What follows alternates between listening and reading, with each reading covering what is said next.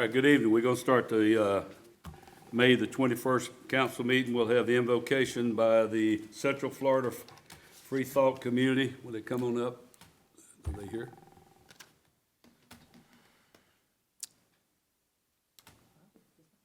All right, then. We're going to have Brad Lomneck.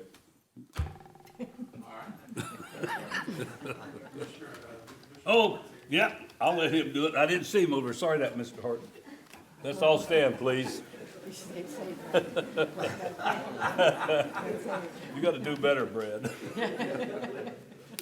Eternal precious Father, we thank you for the abundant grace and mercy you've shown towards us by allowing us to come together to fellowship as brothers and sisters to conduct the city's business. And Father, even though we may disagree, help us not to be disagreeable or to disengage from one another, but to work together as brothers and sisters for the greater good.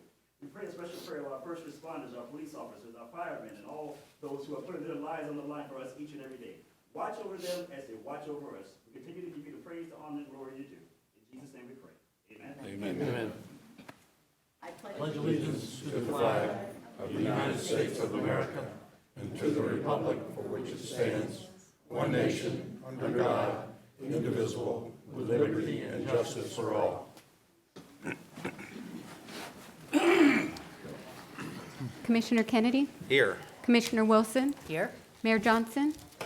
Here. Commissioner Firstner? Here. Commissioner Oliver? Here. All right. I'm going to read the 2024 Asian American and Pacific Islander Heritage Month proclamation, which I did last Saturday. But I'll read it again for you, Mr. Moyer. Whereas Asian Americans and Pacific Islanders have enriched the history, society, and culture of the United States of America, including dying and risking their lives building the first transcontinental railroad, initiating the United States first Wonkin 1898, the landmark decision that has given birthright citizenship to the children of countless immigrants to the United States from all over the globe for over 120 years, and sacrificing their lives in defense of our country. And whereas in recognition of the significant contributions by Asian Americans and Pacific Islanders to the United States of America, then President Jimmy Carter signed a bill into law in 1978 proclaiming the first 10 days of May 1979 as Asian American and Pacific Islander Heritage Week.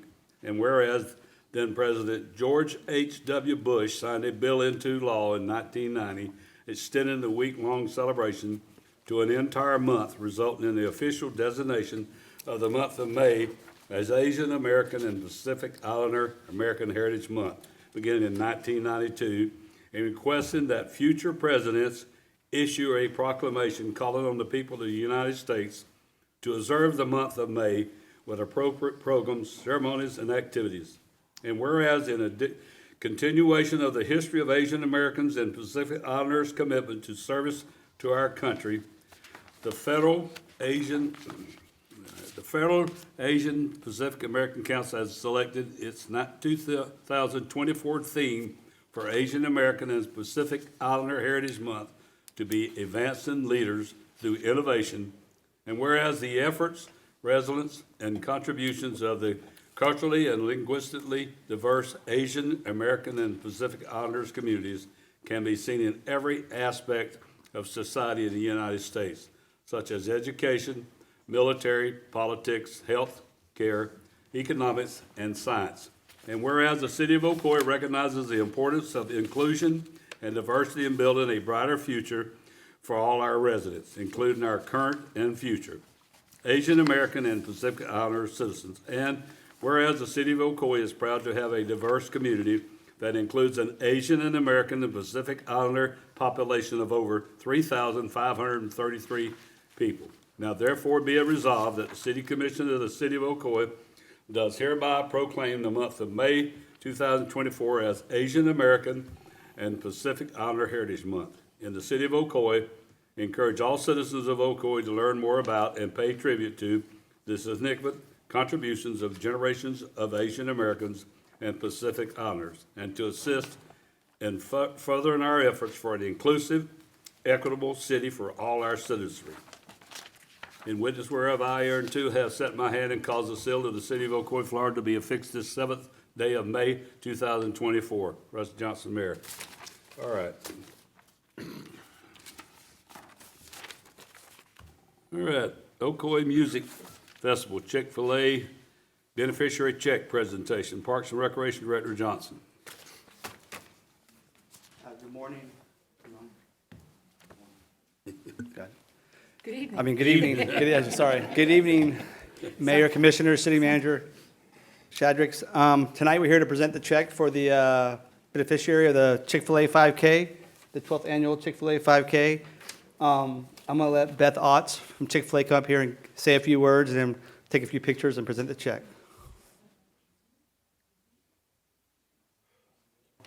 Yeah, it's fine. Good evening. First of all, I'm just thankful and grateful to be here this evening to present this check to the nonprofit that we picked this year as the benefactor for our 5K. This was our 12th 5K this year, and we could not do it without the city of Ocoee. We appreciate the city of Ocoee, the Parks and Rec Department, Mark Johnson, Torrin Hogan, and their team, which is amazing. Our Kids Fun Run is sponsored by Dr. Fravel and Dr. Brewer and their team. It's just amazing. These are our sponsors that helped us this year. Our gold sponsor, Orlando Health Central. Then we had our silver sponsor was Texas Roadhouse, a great community partner as well. And then we had a new bronze sponsor, which was Christian Brothers Automotive. But these are all the other people. Without them, we couldn't do it, especially the Ocoee Police Department and the Fire Department. We want to give a shout out to you as always. Every year we pick a benefactor and they get a portion of the proceeds. So we always want to get as many runners as we can so we can give back. And this year our benefactor was 8 Waves Corporation. And Kelly Carr is going to come up and just tell you just a little bit about what they do and their mission. Hi, good evening. My name is Kelly Carr. I'm the Director of Operations and Programs for 8 Waves. 8 Waves is a nonprofit, and we work primarily in Winter Garden, but we serve all of West Orange County, and we also serve Lake County. We have a free after-school program. We have in-school mentorship programs, and we really just focus on serving children and families that live in under-resourced areas, so families that might not be able to pay for their own tutoring, after-school help. We provide that after school, and we have summer camp programs, and we help with food insecurity, hygiene, and we have together 8 programs. That's where the name 8 Waves came from. So if you'd like to learn more about us, our website is 8waves.org. Thank you so much. Thank you very much. And we are excited tonight to be able to give them a check that will help them keep moving forward in their mission. But remember, each year we do choose a benefactor. Next year is our 13th annual Chick-fil-A 5K with the city of Ocoee and the Kids Fun Run with Fravel Brewer Orthodontics. Get your shoes out. You've got a year. It's going to be, I think, on April 12th next year, which is a Saturday. So you have plenty of training time. If you want to apply to be a benefactor, we will post that on the city's website and our website closer to the race, and it'll have the parameters. You have to meet the requirements to apply. But absolutely, if you have a nonprofit that gives back, helps the community, we'd love to see you apply for that. We can't say enough about this race and what it's become to all of us. It's a great community event, and we hope to see more and more people come out there and join us next year. Again, thank you, thank you, thank you. And of course, got to get it in there. Brought my cow. We have Superhero Cow tonight, so he's going to help us present the check to 8 Waves, which I believe is for $1,416, again, to help push them forward in their mission of helping the community be better. Thank you again. And eat more chicken. I want to come down front. Beth, you gonna come down front with everybody? Yes, we're Yeah, coming. okay. We'll stand up behind it. That must have been provided by the apple. Hey, how are you?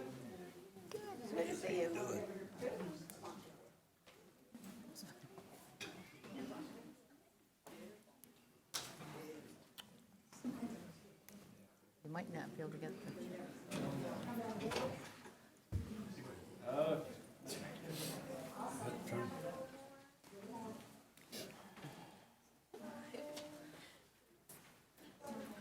You going?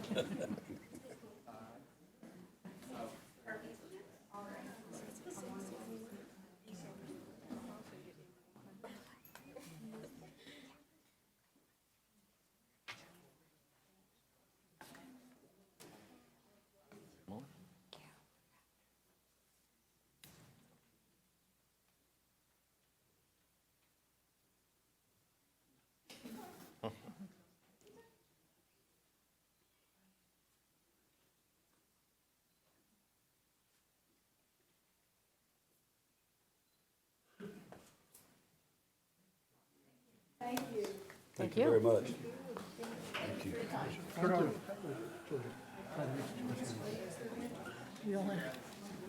Make sure your chair's behind you.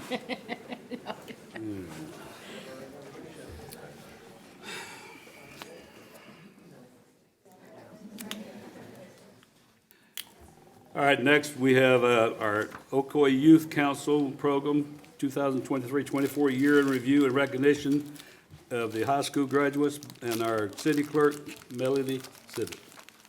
Good evening, Honorable Mayor and City Commissioners. The OIC this evening is going to be presenting their 2023-2024 year in review.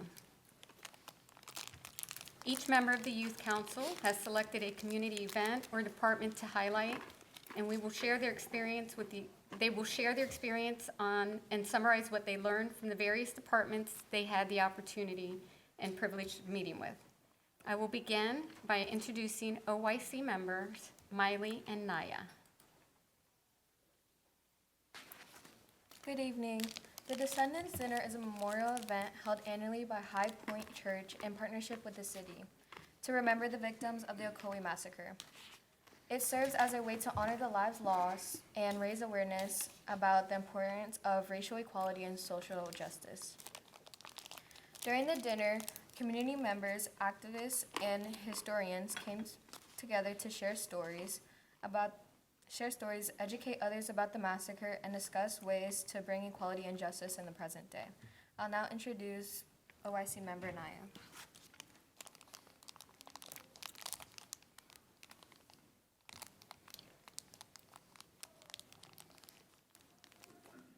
All right. At the Descendants Dinner, we collaborated as a team to serve all the attendees. This memorial event was a profound learning experience. We gained insight into the numerous hardships faced by the descendants and how they persevered through them. The dinner was truly inspiring, showcasing their efforts to educate and motivate people to learn more about the Ocoee massacre. It provided a valuable opportunity for us to inform others about this tragic historical event. I will now introduce you to OIC member Alonzo.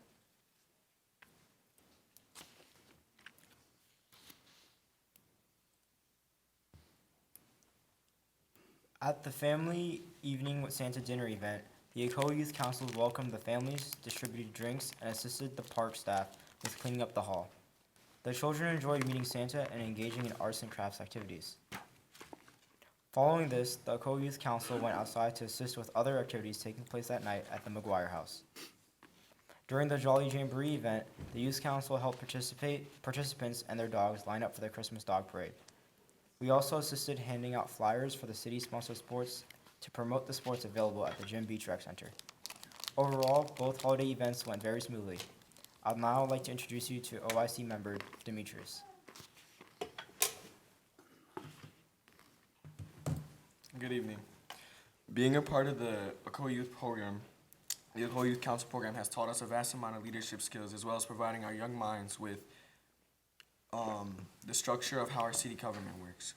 We have been taught these skills through activities and volunteer events. During our time spent volunteering at the Martin Luther King Jr. Parade, we had the opportunity to help set up the event so people participating could have a place to line up for the parade route. We had various participation from local businesses, the schools, and even our own city commission. After the parade, everyone went to the West Oaks Mall, where we sat and listened to a speech given by various officials. I will now introduce our OIC Chair, Kennedy.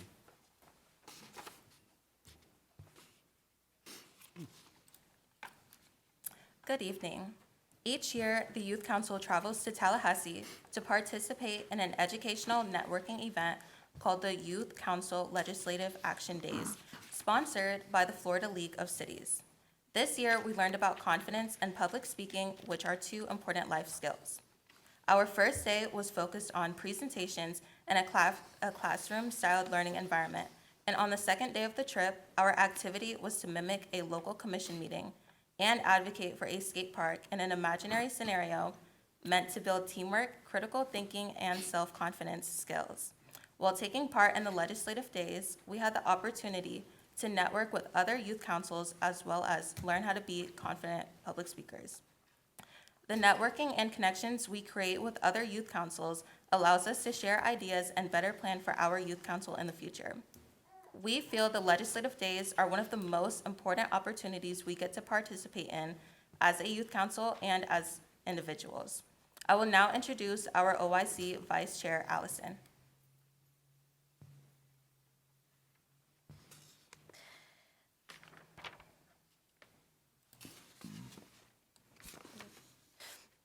The Youth Council annually competes in a video and community service competition sponsored by the Florida League of Cities. The purpose of the video competition this year was to express what we think makes our city great. It's no surprise we chose to cover our community parks under the Parks and Recreation Department due to the vast amount of benefits each park offers.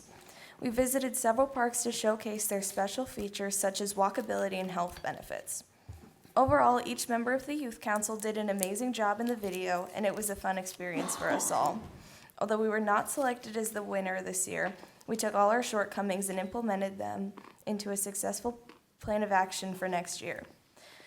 For our community service project this year, we created and delivered Easter goodies and appreciation cards for the elderly citizens living in the retirement homes within our city. The need that the Youth Council serves in our community is inclusion.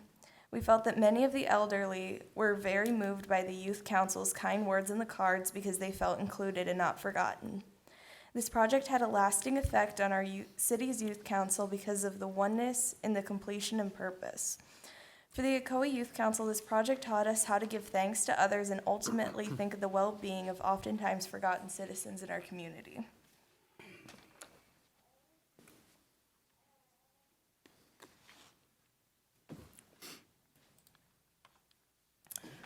During the human resources presentation, we learned about the department, its functions, and even the role it plays in our local government. They're responsible for the hiring process, background checks, training, administering employee benefits, and even the risk management.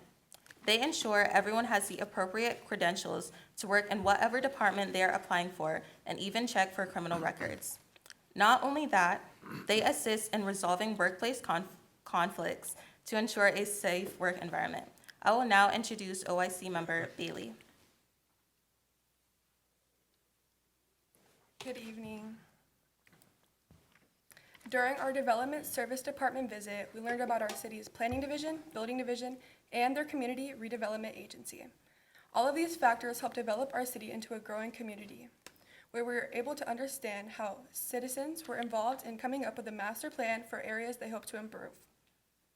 We even walked down to Unity Park and learned how they not only made a beautiful area for the community to visit, but how its main purpose is to be a place for stormwater treatment. This visit allowed us to see how firsthand how their plans were put into action. I will now introduce OIC member Robert. Good evening, everyone. The GIS department utilizes natural disasters and other natural events to gather public opinions and determine the next step for the community recovery.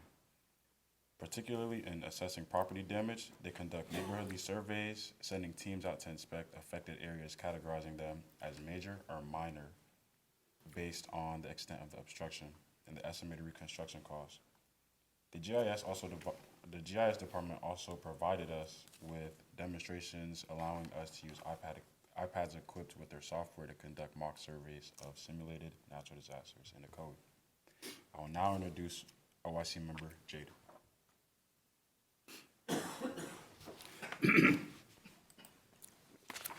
During our Vandergrift Central Park tour, the parks team explained the various amenities and activities the city offers and demonstrated how the sports fields are maintained and striped. Our youth council recognizes the importance of parks, which is why we chose to highlight them for our video competition. Our next visit was to Tiger Minor Park and the Ocoee Cemetery. At Tiger Minor Park, we learned about the city's accessible playground equipment and plans for new pickleball courts. The parks team also manages the Ocoee Cemetery, an emotional aspect of their job as it is a final resting place for loved ones. Overall, the entire volunteering events were truly wonderful and informative, teaching us things about our city that are not represented at face value to most people.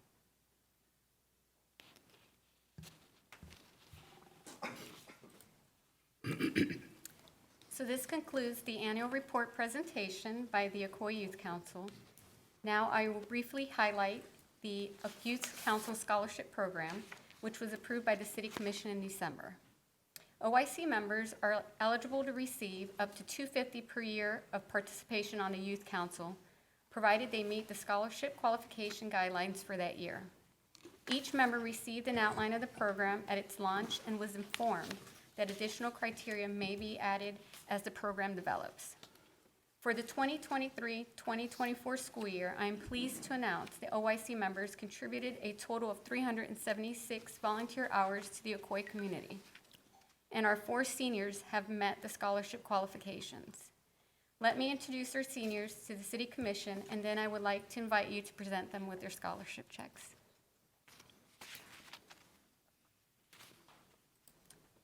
Kennedy Whitley. She is our OIC chair and a resident of Ocoee, graduating from Edgewater High School.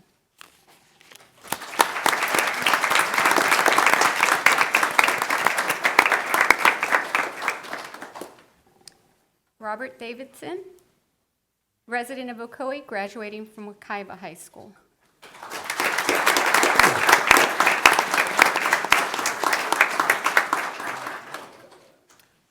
Nia Lewis, resident of Ocoee, graduating from Ocoee High School.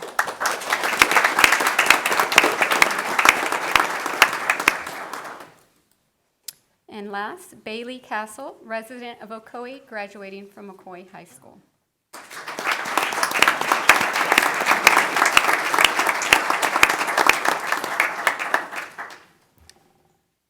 And we are just, if you would like to do a photo opportunity, the students would.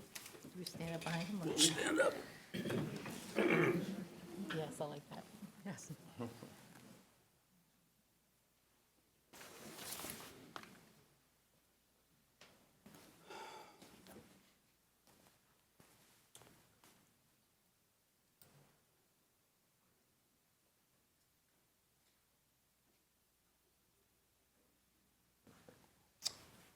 Congratulations.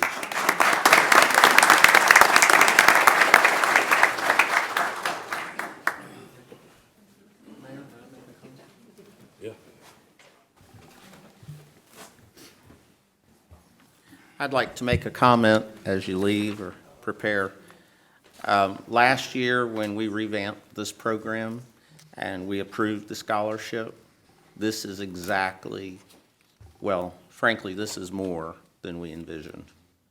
I have never seen a more thorough presentation and curriculum, and you all are to be commended. You did a fantastic job. You seniors, we wish you the very best at university, and thank you. We appreciate it. Thank you very much.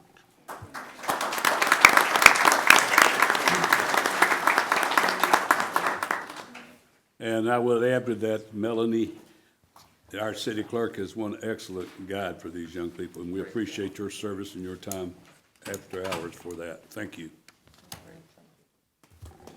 Awesome. We're very proud of you guys. We started this council 5 years ago, and we had no idea how far it could go, but you guys are a shining example of how far we've come and how far we can go with the youth council. So we're all very, very proud of you guys. So thank you so much for putting in all the hard work, and we look forward to seeing some wonderful things from each one of you guys. Thank you.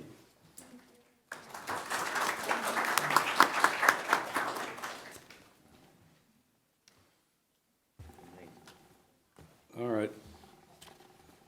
Staff report. Yes, Mayor, I do have one item tonight that I want to brief the commission on, and I'm going to ask City Attorney to weigh in on also. For several weeks, we've been monitoring the activities of the Orange County Charter Review Commission, who has proposed some things that could have an impact to the city's ability to manage its own growth. In particular, they've proposed an urban-rural boundary for both East Orange County and West Orange County. The initial proposal would have greatly impacted the city. Myself and Development Services Director Rumor went and spoke at the meeting, and they amended their proposal, and it's moved to a place that is a little more concerning now because of the fact that it's moved to the city commission, the county commission rather, from the standpoint of controlling annexations. So I've asked Kurt Ardeman, who's sitting in as city attorney tonight, to kind of fill you in on what's happened most recently today, and maybe request direction from the commission on our continued monitoring and looking out for the city's best interest from a home rule standpoint. Mayor, if I could. Yeah.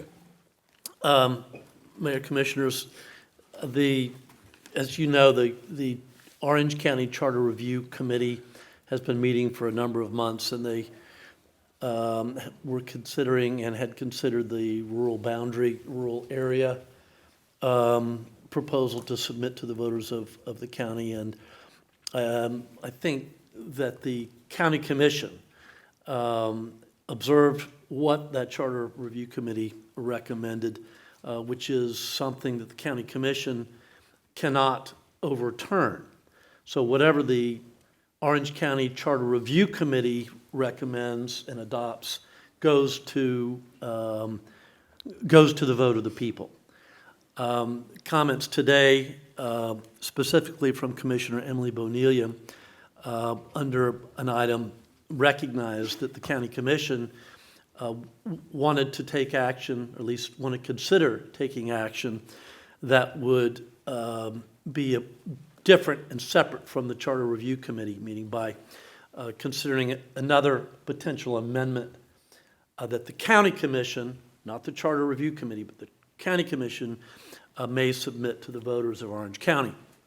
And that deals with voluntary annexation by cities in Orange County into various cities. And the proposal for consideration, as articulated by Commissioner Bonilla, was to require that any voluntary annexation by a city of unincorporated lands outside the city, any of the cities, have to be also approved by the county commission, along with putting criteria into the county's charter with respect to infrastructure, public notice and hearings, requiring a supermajority vote, dealing with the county's urban services area boundary, review by the Board of County Commissioners and their approval, an interlocal agreement with the city, and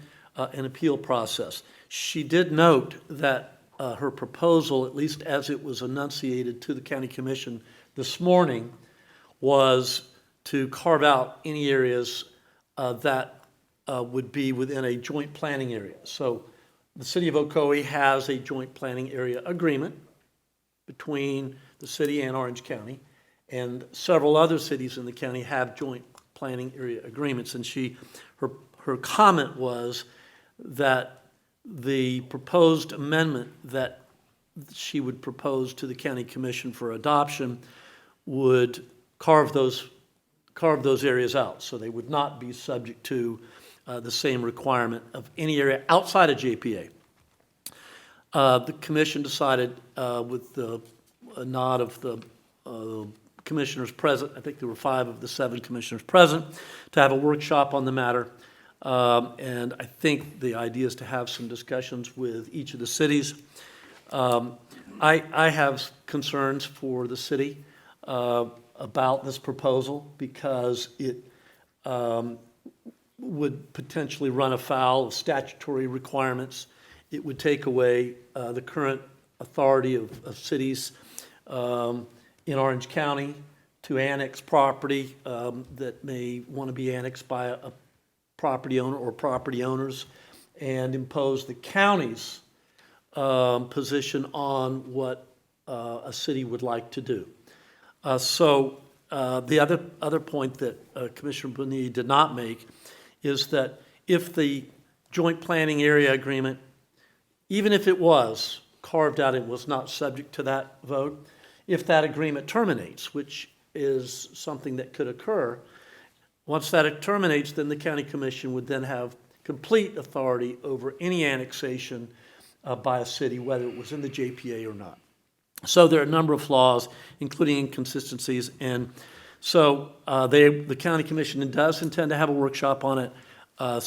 Craig and I have talked about it, and I think it would be wise if the commission, if you are concerned about this, which I think you should be, as each city in the Orange County should be, is that you authorize the city staff and city attorney to engage with the county and other cities in order to address the issues to protect to protect the city's ability to annex and preserve the city's authority.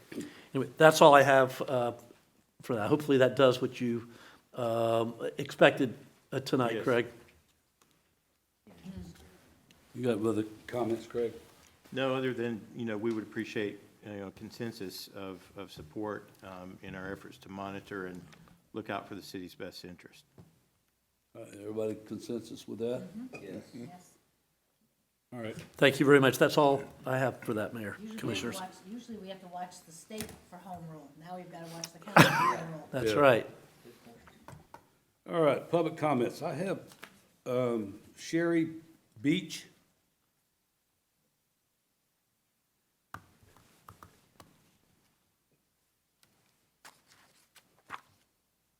Good evening.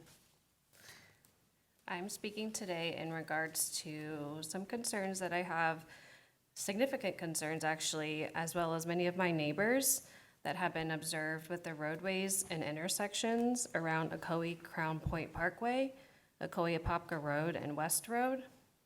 I'm an owner in the towns of Weston Bay and have been for 7 years, and the traffic outside of the neighborhood and other areas of Ocoee Crown Point Parkway, Ocoee Apopka Road, and West Road have always been a factor, but increasingly become more dangerous each passing year. On weekdays, especially between 6:45 and about 7:45, the congestion is chaotic, unsafe, and hazardous. Vehicles are entering and exiting Ocoee High School, the charter school, coming from the roadway behind Dunkin' Donuts and trying to turn left onto Ocoee Crown Point Parkway.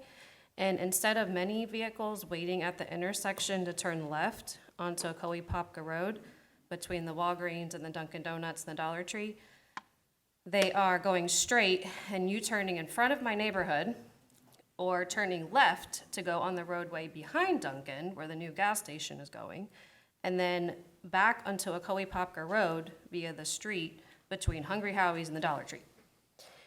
So it's just complete chaos every morning, and I'm sure it happens in the afternoon. I'm just not there to experience it. But others and I have experienced the stress and alarming matters almost every weekday morning during the school year, and it probably happens in the afternoon, as I mentioned. It's extremely difficult when exiting my neighborhood and to do so in a safe and timely manner, more so when needing to turn left onto Ocoee Crown Point Parkway. And with the gas station opening across the street from the towns of Weston Bay, the congestion and chaotic traffic pattern will definitely get worse. There have been several accidents in front of my neighborhood, and one occurring just a few weeks ago with a neighbor's Jeep being completely overturned in the entrance of my neighborhood. With the current dangers and unorganized traffic, I definitely would not allow or feel comfortable with myself or a loved one walking, biking, to and from school, anywhere in the morning during this time. I did submit a traffic feedback and request form through the portal, through the website. I didn't receive any feedback regarding potential solutions. Thank you, Commissioner Kennedy, for speaking on the phone with me at length several months ago. But I thought it was warranted to come address the mayor and the commission regarding this because it is very, very, very, very dangerous and chaotic. And is there a plan for traffic lights, some type of organization, it's gonna get worse, and I'm scared. Luckily, I bring my daughter to school, but I'm scared for the children All right, times. and the families. Okay, all right. I think one of the problems you're gonna have there is the distance. They will not put another red light there that close to the red light on Ocoee Poplar Road. They won't do it in that distance. So I think I talked to your mother, Possibly. not you, but. Possibly. Yeah, I talked to your mother. They won't do a red light at that distance, I can tell you. So maybe there's some speed control or something Or we can just put in there, police something like presence, that. something to help guide. So just- I think we'll have to address that with the Public Works Department and let them go out and do the regular study and see Mayor. anybody else. I mean, it's just, it is too close to have two red lights right there. Go first. Mayor, I believe Mr. Rumors met with some of the residents out there. Right. And that's something that we would be looking at as part of a more comprehensive Right. package for the Northwest area Right. for discussion associated with our capital improvements program Right. that we'll be workshopping in a couple months. All right. Can I ask a question? I just have one question. You Yes. mentioned in your presentation that the Hungry Howie's, I know where it's at. You saying that the folks are cutting through the back part of where the Absolutely. 7-Eleven's gonna be, behind the Hungry Absolutely. Howie's, just to get back to Ocoee Poplar Road. Absolutely. And you see this as being, it's gonna increase as traffic congestion happens as the 7-Eleven is being built there. Wow. It's a That- nightmare. that's Go gonna out be- there on a weekday morning. It's a complete nightmare. That's gonna be very dangerous, because I'm trying to envision that, and folks being impatient and cutting through there, and perhaps there could be some consideration or discussion for the shopping plaza to put up just some small speed bumps or speed tables that'll slow folks down. Thus, it would actually probably mitigate them from going through there, because they don't wanna go through the bumps to get behind the store and keep all the traffic flow going through the main road, that main artery right there at West Road and Ocoee Poplar Road. So that may be some consideration or discussion. Can I say something? Yes, ma'am. Sure. Being Mr. Kennedy's district, I'm sure that he will notify, when we have a workshop, so we can notify the individuals that, Yeah. to further discuss it. That sounds like the direction he was taking before. Am I correct? Yes, if I may. Please. As Mr. Shadrick said, who is currently our assistant city attorney, but our next city manager, pardon me. Not attorney. Not attorney, city manager. We're working on, as you know, as we discussed, a red light at Fountains West, more by the Wendy's. And we're working on the 4-laning of that road and traffic mitigation. I was just talking about additional radar signs like we've put in and additional enforcement. When you talked about the U-turn, I actually thought you were gonna say at the McDonald's. I was following somebody Sunday, and they slammed on the brakes and made a U-turn around in front of the McDonald's to go back to West Road. So, obviously, thank you for your comments and your call, and, spoke to Linda Sibley as well. And, I've also spoken to Weston Bay. And, as Mr. Shadrick said, we're gonna workshop it. We're gonna try to put some funds in the budget this year to address that, more funds. But, thank you for coming and speaking about it.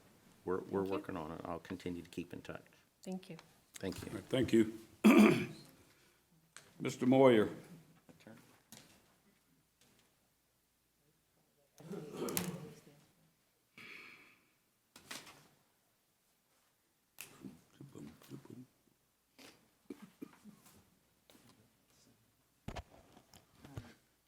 My name is Dr. Jim Moyer. I live in Arden Park. I have the honor of serving as the Ocoee Human Relations Diversity Board Chair at this time.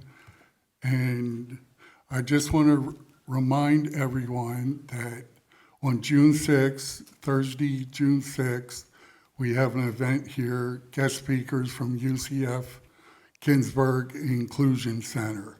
They're experts They were here on May 2nd, and they're coming back. The title of their event is Inclusive Communication, which I think is an excellent theme. In addition to being the chair of the Ocoee Human Relations Diversity Board, I have the honor of being on the board of the Florida Asia American Justice Alliance.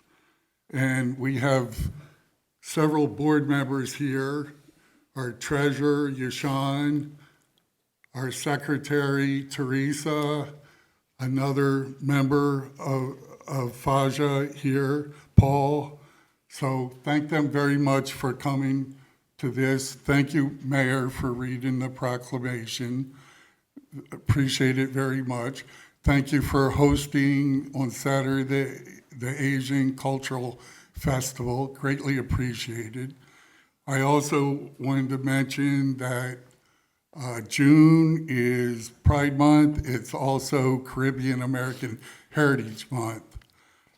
And I also want to congratulate the Chick-fil-A beneficiary of the 5K run, and definitely congratulate the city clerk, Melanie, on doing an outstanding job with the youth council.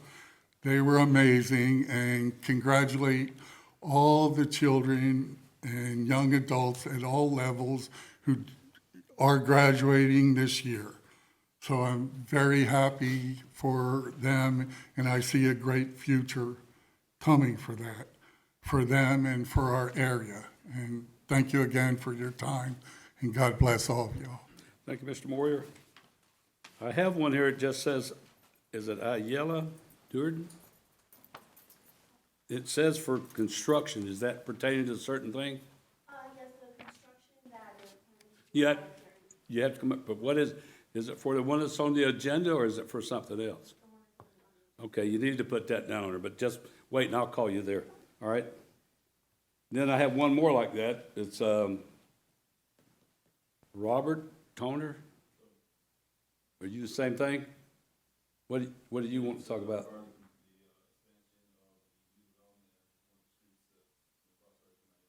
But I'm saying, is it the same issue that they're talking about? Gardenia. Gardenia? Is it Ocoee? All right. That is, Okay, okay. okay. That's why I didn't, okay.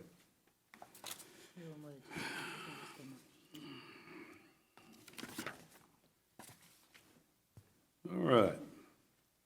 Go down to consent agenda. I need a motion. I'll make that motion to approve.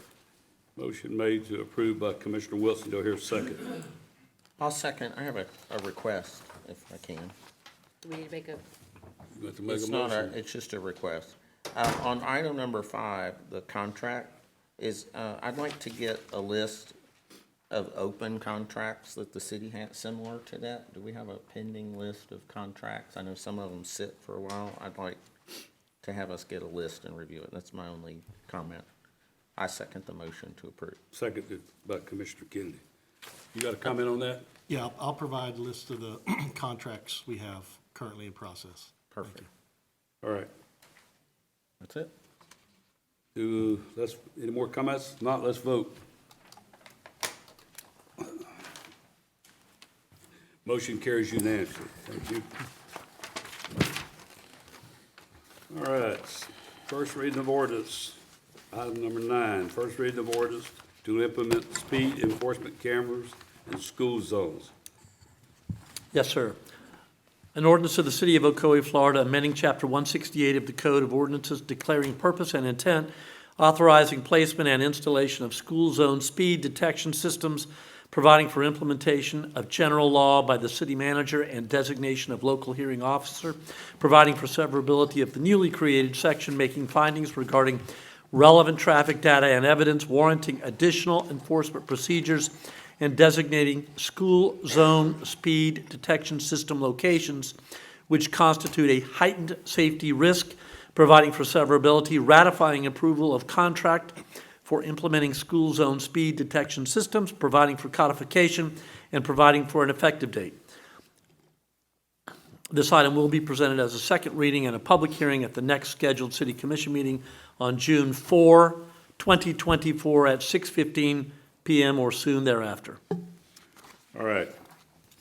Second reading of ordinances, public hearings, item number 10. Second reading of ordinance for 789 Pine Street, small-scale comprehensive plan amendment from low-density residential to light industrial rezoning from single-family dwelling to restricted manufacturing and warehousing project. Development Services Director, Rumor. Thank you, Mayor. Like me to read it, Mayor? Yeah, we do it after. You want to do it after that? Before I open it public. Yes. All right. Yeah, this property is located north of Palm Drive, west of Ocoee Popka, and east of Pine Street. It's property that is in the city. We are providing this parcel with a small-scale land use amendment from low-density residential 4 dwelling units an acre to light industrial, and a rezoning from R1 single-family to match up with that light industrial land use. We're doing a light industrial zoning. The parcel is agriculture right now. It is in the business character area that we have designated by ordinance. This is an area that is surrounded by low-density residential for some of those existing properties that haven't annexed in or developed, and we have light industrial and commercial. If you notice on the map, the gray is properties that are in the county. And this is what, going back to the earlier issue, the Assistant City Manager brought up, that could be taken the right to annex and fulfill the commercial, the business character area with annexations if the county were to prevail. But with this, we're changing the zoning from residential to light industrial, as I said.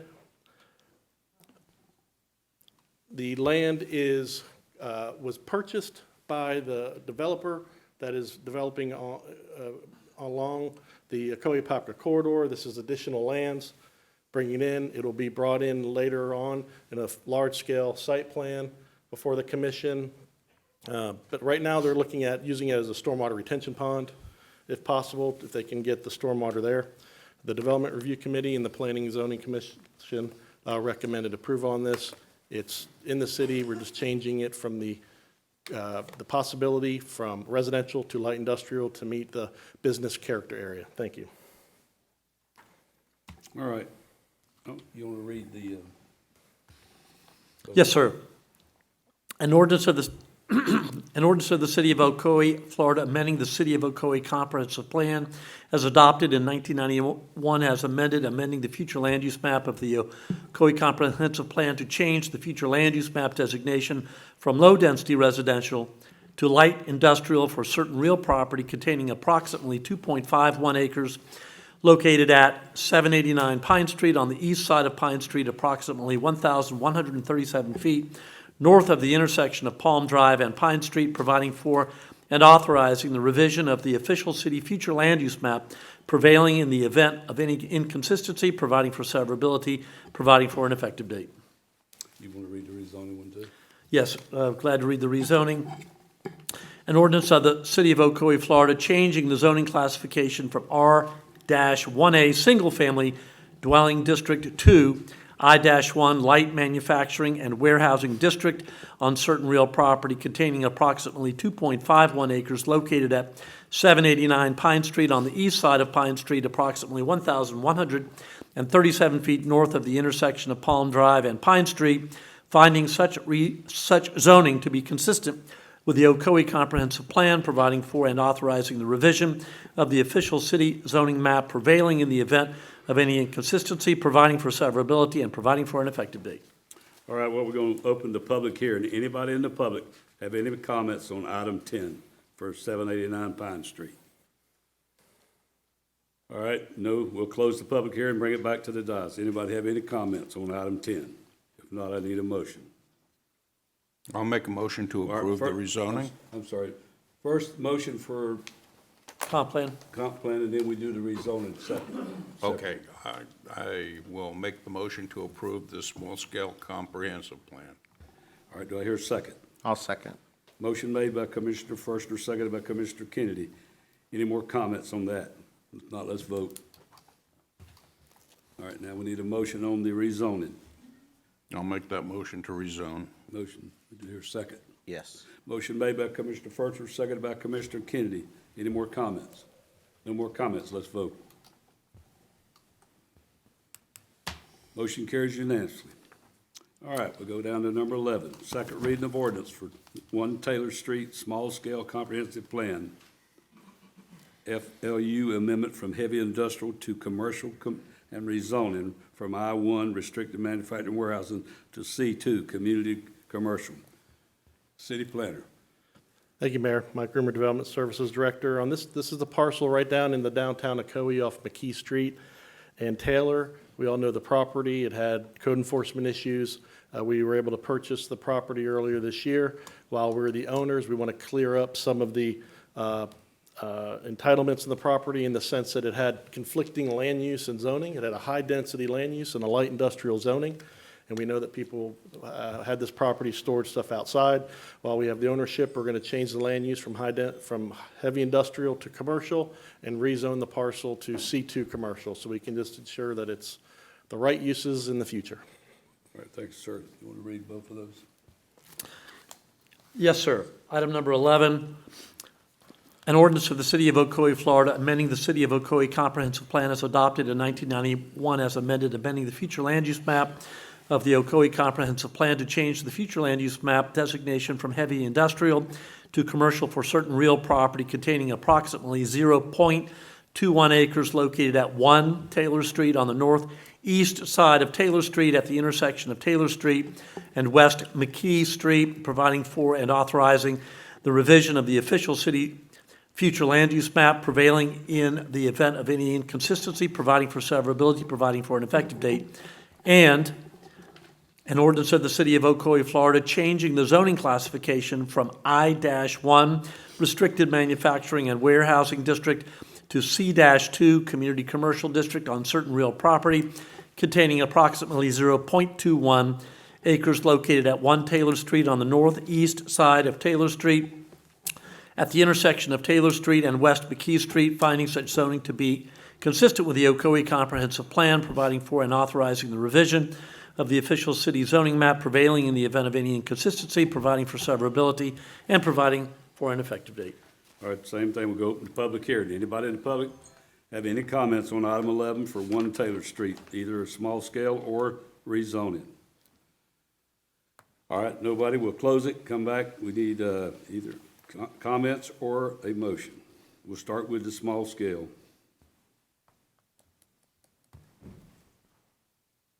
I'll make that motion, sorry. All right, motion made by Commissioner Wilson. It happens, don't worry. I was thinking about something else. Second, do I hear a second? I'll second that. Seconded by Commissioner Furchner. All right, motion made and seconded. Any more comments on that? Let's vote. Motion carries unanimously on that. Now we need a motion for rezoning. I'll make that motion.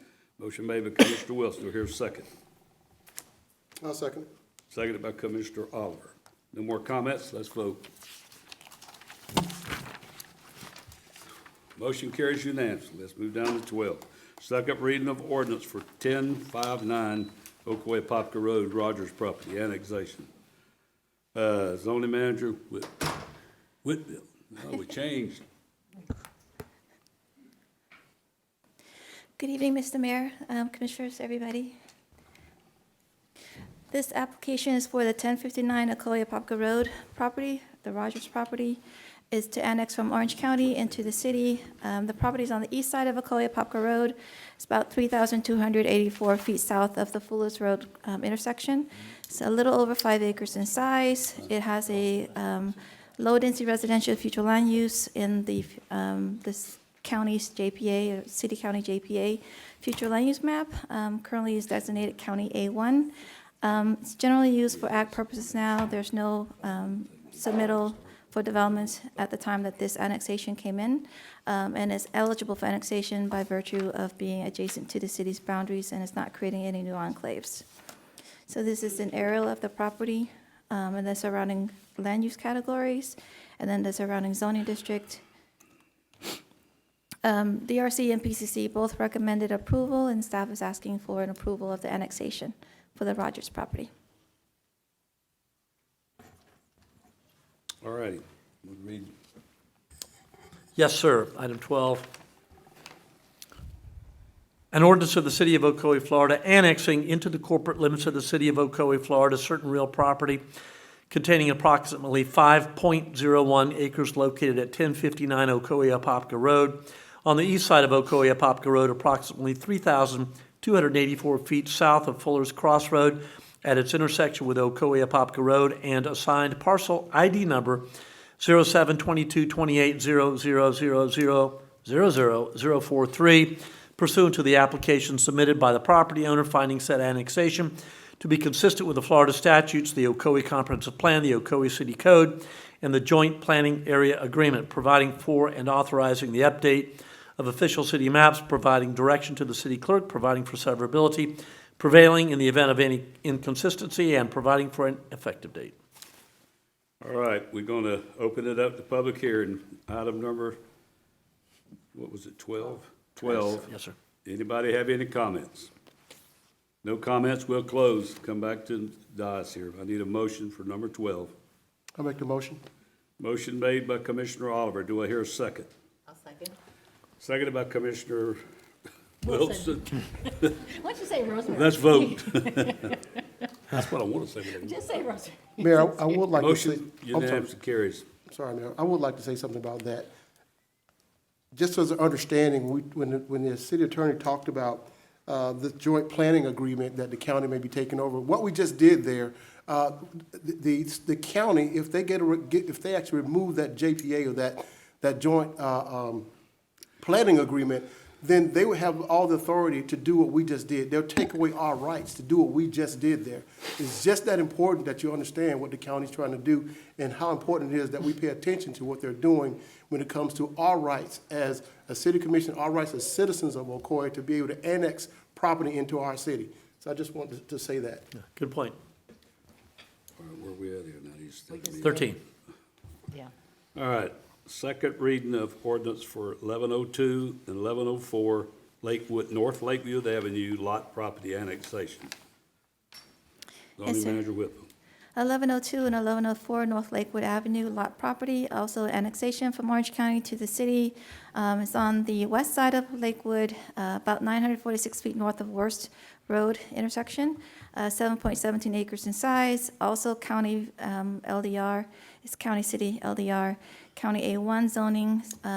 It's two properties, a smaller one and a larger one. At the time the annexation application came in, there were no development submittals, and is also eligible for annexation. This is an aerial of the property, the surrounding future land use designations, and the surrounding zoning districts. And also DRC and PCC made a recommendation for approval, and staff is also asking for an approval.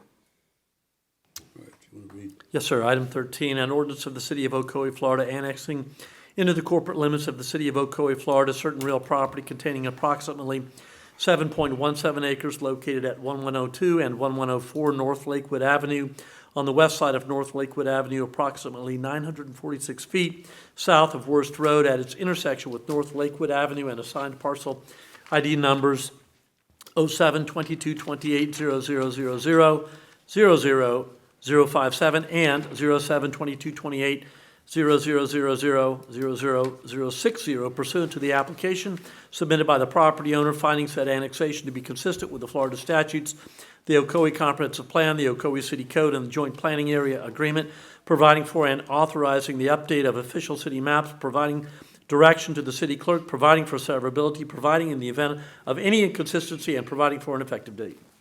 All right, we're going to open the public hearing. Anybody for 13, 1102, 1104 North Lakewood? No comments? Close the public hearing, bring it back to the dais. I need a motion. Make a motion for annexation, item 13. Yep. Motion made by Commissioner Wilson. Do I hear a second? Seconded by Commissioner Kennedy. No more talk? Let's vote. Motion carries unanimously. All right, go to number 14. Second reading of ordinance for 1305 and 1113 Ocoee Apopka Road, MDTL Enterprise. Zoning Manager Whitfield. Thank you. 1305 and 1305 and 1113 Ocoee Popka Road. Annexation from the county to the city. It is on the east side of Ocoee Popka Road, about a half mile from Fuller's Cross. 4.32 acres in size, County A1, LDR, low density residential, generally used for ag purposes now, and the property is eligible for annexation. This is the aerial of the property, the surrounding future land use designations, and the surrounding zoning districts. And DRC and PCC recommended approval, and staff is also asking for an approval. You got to read the annexation on. Yes, sir. Item 14, an ordinance of the City of Ocoee, Florida, annexing into the corporate limits of the City of Ocoee, Florida, certain real properties containing approximately 4.32 acres located at 1305 and 1113 Ocoee Apopka Road, approximately 2,616 feet south of Fuller's Cross Road at its intersection with North Lakewood Avenue, and assigned parcel ID numbers 072228 0000 00039 and 072228 0000 00041 pursuant to the application submitted by the property owner, finding said annexation to be consistent with the Florida statutes, the Ocoee Comprehensive Plan, the Ocoee City Code, and the Joint Planning Area Agreement, providing for and authorizing the update of official city maps, providing direction to the city clerk, providing for severability prevailing in the event of any inconsistency, and providing for an effective date. All right, we'll open the public hearing to number 14, 1305 and 1113 Ocoee Popka Road. Any comments from the public? No comments from the public. We'll close the public hearing and bring it up for I need a motion or a discussion. I'll make a motion to pass. Motion made by Commissioner Kennedy. Do I hear a second? Second. Second by Commissioner Forster. Any more comments? If not, let's vote. Motion carries unanimously. Let's go to 15. Second reading of ordinance for MDTL Enterprise LLC property annexation project. All right, number AX032404. Zoning Manager Whitfield. Thank you, Mr. Mayor. This is another annexation from the county to the city. It is also on the east side of Ocoee Popka Road, about 3,300 feet south of Fuller's Cross Road, 2.17 acres in size, low density residential, future land use designation, and County A1 zoning. Parcel 074 is occupied by a house, and parcel 105 is vacant. There were no developments submitted at the time the annexation applications came in, and the properties are eligible for annexation. This is the aerial of the property and the surrounding future land use designations and the surrounding zoning districts. And DRC and PCC made a recommendation of approval, and staff is asking for commission approval of this annexation. Thank you. Item 15, an ordinance of the City of Ocoee, Florida, annexing into the corporate limits of the City of Ocoee, Florida, certain real properties containing approximately 2.17 acres located on the east side of Ocoee Apopka Road, approximately 3,392 feet south of Fuller's Cross Road at its intersection with Ocoee Apopka Road, and assigned parcel ID numbers 072228 0000 00074 and 072228 0000105 pursuant to the application submitted by the property owner, finding said annexation to be consistent with the Florida statutes, the Ocoee Comprehensive Plan, the Ocoee City Code, and the Joint Planning Area Agreement, providing for and authorizing the update of official city maps, providing direction to the city clerk, providing for severability prevailing in the event of any inconsistency, and providing for an effective date. All right, we're going to open the public hearing for second reading of ordinance for MDTL Enterprise annexation. Anybody in the public have any comments? No comments. We'll close the public hearing and bring it back up to the dais. I need a motion or a discussion. Make that motion? Motion made by Commissioner Wilson. Do I hear a second? I'll second. Seconded by Commissioner Kennedy. No more comments? Let's vote. Motion carries unanimously. All right, we're going to start on 16, and we'll go through the process here just like we do in there, and we'll open the public hearing. The person putting in for it and the constituents. I've got public comment. Mayor, you read that? Yes, I think I probably should go Yeah, through this process because this yeah. is a quasi-judicial hearing. This is the process that the commission uses for quasi-judicial proceedings in cases like this. The first step is making a statement to the public outlining the quasi-judicial process, which I'm doing on behalf of the mayor now, and the relevant rules of conduct and decorum of this proceeding. The city clerk shall swear in witnesses. The attorneys making legal argument are not required to be sworn. The city commission members shall disclose any ex parte communications related to the request. City staff shall present the application or proposal up to 10 minutes allotted. The applicant shall present its case 15 minutes allotted, of which the applicant may reserve any portion for rebuttal in addition to the time normally allotted for rebuttal. Supporters, objectors, and members of the public may make comments. Individuals are allowed 5 minutes each. Groups are allowed up to 12 minutes per group with the appointment of a spokesperson. We strongly encourage and recommend the appointment of a spokesperson for all groups. All those in agreement with the speaker may be asked to raise their hands so that the number of persons adhering to the speaker's viewpoint can be recorded in the minutes. The applicant may present any rebuttal up to 6 minutes allotted for rebuttal, plus any time reserved from the applicant's case as referenced in subset that I previously read. Then the city commission members may ask questions, comment on the agenda item, and deliberate. Then the city commission shall act. The city commission members may ask questions of speakers or city staff members. Cross-examination of witnesses and closing argument may be allowed by the mayor upon request of a party in interest before the close of the public hearing. After closing of the public hearing, no further public comment shall be allowed. When a motion has been made and seconded, the city commission may discuss the motion and shall vote on the matter. Formal rules of evidence governing these proceedings in courts in the state of Florida shall not apply here. However, the mayor may exclude testimony and evidence deemed irrelevant, impertinent, and unduly repetitious. So, Mayor, at this point, I would suggest we follow this a step-by-step process and ask the city clerk to swear in anybody that wishes to speak on this matter now. Well, I've got 12. I don't think they picked the chairman. Okay. Then they should all stand, including any city staff members that intend to testify in this proceeding, and the city clerk can swear them. Everybody that filled out a form for this issue, stand up. All right, so everyone would just hold up their right hand. All testimony shall be under a sworn oath to tell the truth. I just need everyone to say I do. You don't have one, Mr. Atkins. Go ahead and get it and fill it out. That means 13.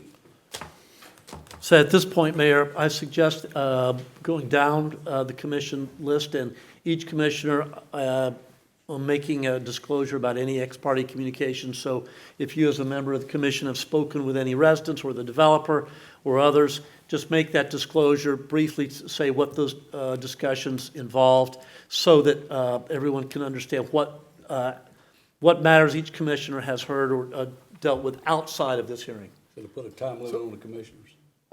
So with that being said, at what point will we actually disclose any communication that we've had with any members of the public regarding this issue? Right now. Is this the time now? Now's the time to do it. So yes, I've received several emails, as we all have, and yes, I have spoken to at least 2 to 3 citizens in the community regarding this project, and they have provided me with their concerns.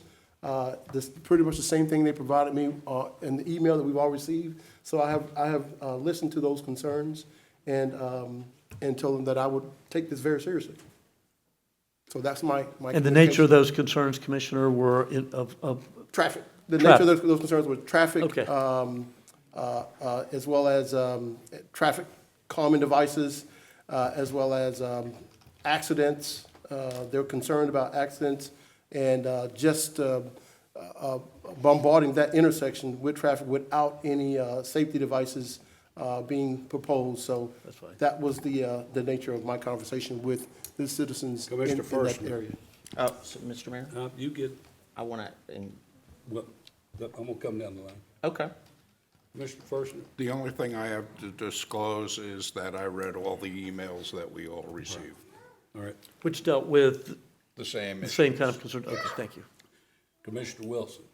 I've received multiple emails. I have responded, just telling folks, thank you for your comments. I spoke very briefly with Jason Searle from Gray Robinson, which probably lasted about a minute, and telling him that I would be reading the agenda and reading comments from citizens and listening to what everyone has to say tonight to make a decision. And I think most of the comments that I received in emails were regarding traffic, trees. One was regarding saying that the sign was not, they did not see the orange sign, but one was inviting me to come look at the property. I did go, I've numerous times ridden in through this neighborhood area. And I think that was about it, to the best of my recollection. All right. Commissioner Kennedy. Yes, sir. Before I make my own disclosures, I wanted to offer to assist possibly Commissioner Oliver. Commissioner Oliver, I noted that Leonard Collins represents you, or did represent you, and he's a member of Gray Robinson.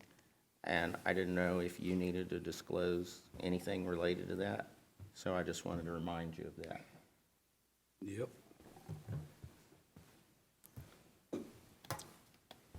Well, Does he? but I'm going to leave this to council. When I was represented by Mr. Collins, it was actually pertaining to a different matter. Yes. Had nothing to do with this quasi judicial hearing. So I just wanted to relay that to him, let him give us some opinion as to what has happened, because I have been represented by Gray Robinson in the past, but in a different matter. That's not a conflict. You're fine. All right. My own disclosures, I did receive an email, which I have for the record, requesting a conference with Mr. Searle, and I declined. And I have spoken with members, residents, and members of the HOA, Prairie Lakes in specific, in response to emails. Those discussions related strictly to the zoning, the planning, and the future options for that area. All right, I've got 13 here that's we're looking at. Also, But you also should, I've talked to the, I was sat in on the staff, the planners meeting, on the staff meeting with the developer, with the staff last week. Also, a bunch of emails. I also talked to 2 or 3 citizens, different people about it, so. Do we need to also state that we've Same spoken thing. to citizens? Lot to do with traffic. Traffic. The railroad. Do we have to also say we've spoken to staff members? Does that's But I appropriate. did. I did, I mean, Yes. I spoke to staff members, so, yes. That's fine. Thank you. All right, so with that, the staff is now to present the application or proposal for consideration by the city commission, and then after that, the applicant shall present. No, we read it. You'll have to read the two things. Yes, After we'll do right after yeah. he does All his right. presentation. Mike. Okay, for the record, Mike Rimmer, Development Services Director. The item before you, Commission, is a rezoning of 37.37 acres, which is comprised of 4 parcels, from unclassified and a residential 1A single-family dwelling district zoning to a PUD Plan Unit Development District. The subject parcels are located on the north side of the railroad tracks, north of AD Mims, and east of Ocoee Apopka Road. The current future land use designation is low-density residential, which affords up to 4 dwelling units an acre. The property has no development. It did have some agricultural trailers and buildings at one time. They've been removed. The property does abut Prairie Lake. As this map shows, the land use of the subject property is low-density residential. Part of the application, there is not an ordinance to change that land use to any other density higher than low-density residential, such as a medium density or a high density.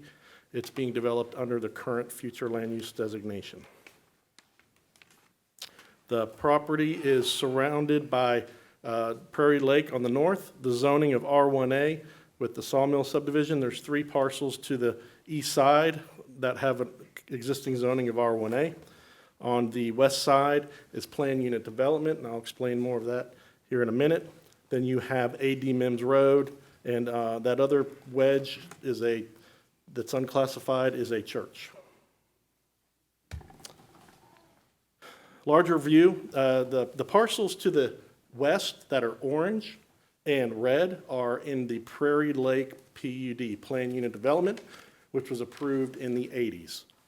The parcels in red are commercial, of which the city is ownership of a parcel, and in the last couple of years, we did sell off the back to Meritage for a townhome development. So there is presently in the Prairie Lake Planned Unit Development, 3 parcels remaining to be developed. They are commercial. I have them highlighted here. Tract C is commercial. The yellow that I highlight is where the development of the most recent townhome, and we've had so many developments, Prairie Lake Reserve, maybe, I don't want to mess up the name. The other parcel highlighted in red is also, it's about 1.2 acres. It is commercial. So we have existing commercial zoning on those parcels since the 80s. We do not have any applications before us for any development on these commercial parcels. As I said, the Prairie Lake PUD, Planned Unit Development, is mostly built out minus the 2 commercial parcels. So that's where we have the townhomes and single-family homes along Clark Road with this development. The subject parcel is to the east and not shown on this. It's not a part of the original Planned Unit Development. The subject project is an 84-unit townhome community. They have a mixture of 24-foot and 20-foot townhomes, traditional design with multiple buildings. Usually the end caps on this one are the larger units. The development has over has the wetlands, over 25 acres of wetlands, which are being preserved. There is some of the parcel which is located in Prairie Lake. The area to the east is the parcels that are zoned R1A. The parcels to the east with the salmon colored and the blue, all of the wetlands, including a 25-foot upland buffer, are all being preserved. There'll be no development, there'll be no tree removal at all proposed with this development. The townhome community of 84 units is providing areas for guest parking. It is providing a conservation or a walking path trail and a tot lot as an amenity. The subject development is bordered by the railroad on the south, the wetlands on the north and the east, and it is being proposed to be accessed on the west by an extension of a public right-of-way dedication. The density of the development at 84 units is under the 4 dwelling units an acre, if you take it net or gross.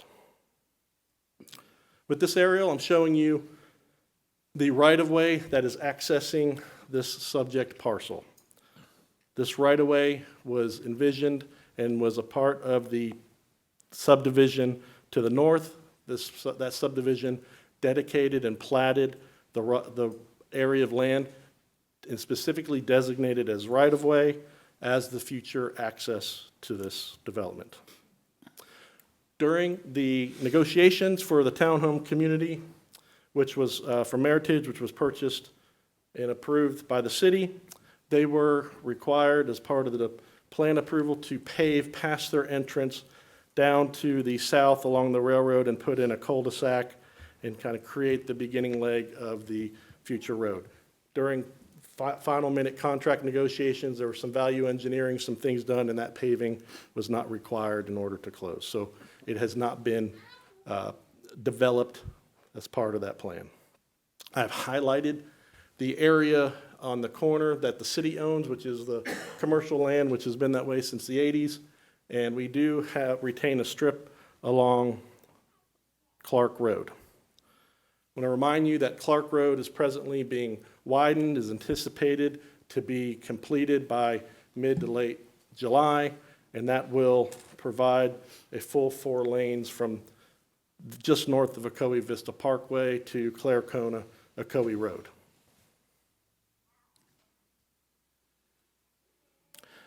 This is the plat from the Prairie Lake Reserve development, and there you can see that it was specifically platted as future right-of-way Track D and access to the parcel to the east.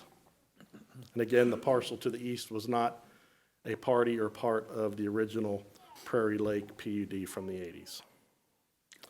Staff has reviewed the proposed PUD plan, the transitioning or the proposed use of townhomes in between the existing townhome communities to the west and north or northwest and to the single family at Sawmill, and see that the development proposed meets all the checklists we would have in the Land Development Code and comprehensive plan.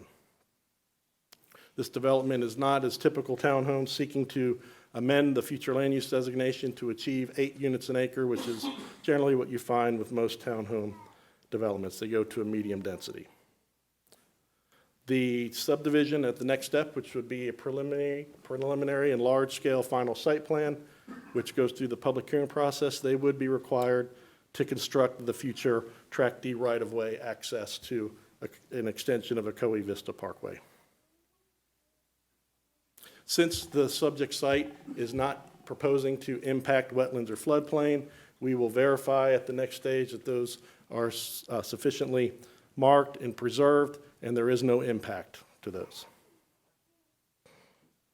A traffic study was generated and reviewed. I also want to say that provisions for the subdivision that the city sold to have extension of utilities was made with the development, and we have shown those and discussed those at the last meeting.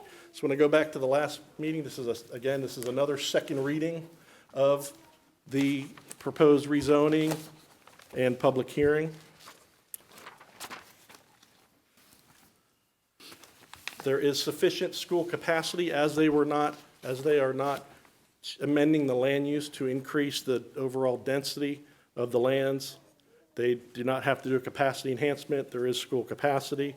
There is capacity with utilities, provisions made from the newer development to the west. The stormwater ponds will be reviewed with the preliminary final site plan. They will also have to, from the city, they will also have to achieve a permit from St. John's River Water Management District.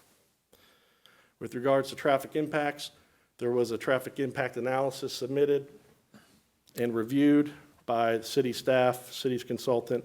The applicant provided that analysis from a transportation professional, which they have here tonight. Just wanted to kind of state this overall traffic impact analysis was a conservative look at the proposed development, in that it initially thought that the traffic impact analysis was done back in June 2023. It looked at 86 units, but it also used ITE from volume 10. There is now volume 11, which some of the traffic in those studies showed a decrease. Just nominal, but there is just kind of show that this original traffic study was a little bit more conservative than it could have been. And they have traffic professionals here, as I do, if you have any questions as we go along this project in the future.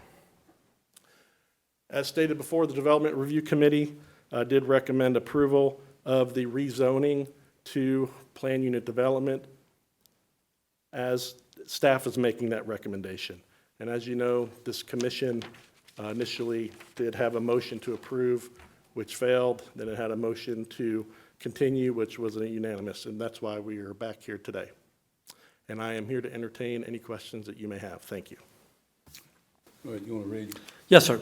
An ordinance of the City of Ocoee, Florida, changing the zoning classification from unclassified and R-1A single-family dwelling district to PUD, Planned Unit Development District, on certain real property containing approximately 37.37 acres located on the north side of the FCE and railroad tracks at the terminus of the unimproved Ocoee Vista Parkway right-of-way, and assigned parcel identification numbers 10222800000003, 10222800000011, 1022280000000128, and 032228283401-201, finding such zoning to be consistent with the Ocoee Comprehensive Plan, providing for and authorizing the revision of the official city zoning map,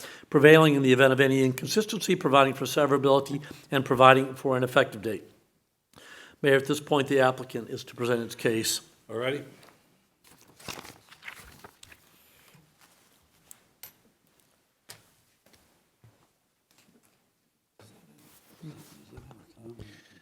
Thank you. Good evening, Mayor and Commissioners. Jason Searle, Gray Robinson, 301 East Pine Street, Orlando, here on behalf of the applicant. I do appreciate the opportunity to be with you from the continuance of April 16th. As was mentioned, I have 15 minutes of allotted time.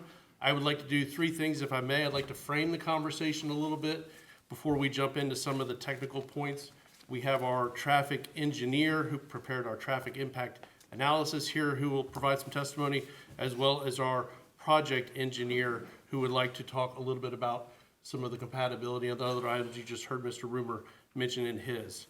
But first, if I may, just to frame this a little bit, when we're looking at a rezoning, what standard of review are we to apply? As was mentioned, we are not doing a comprehensive plan amendment, which has a different standard of review. The reason we're not doing that is because our proposed density is already less than the maximum allowed under the city's comp plan.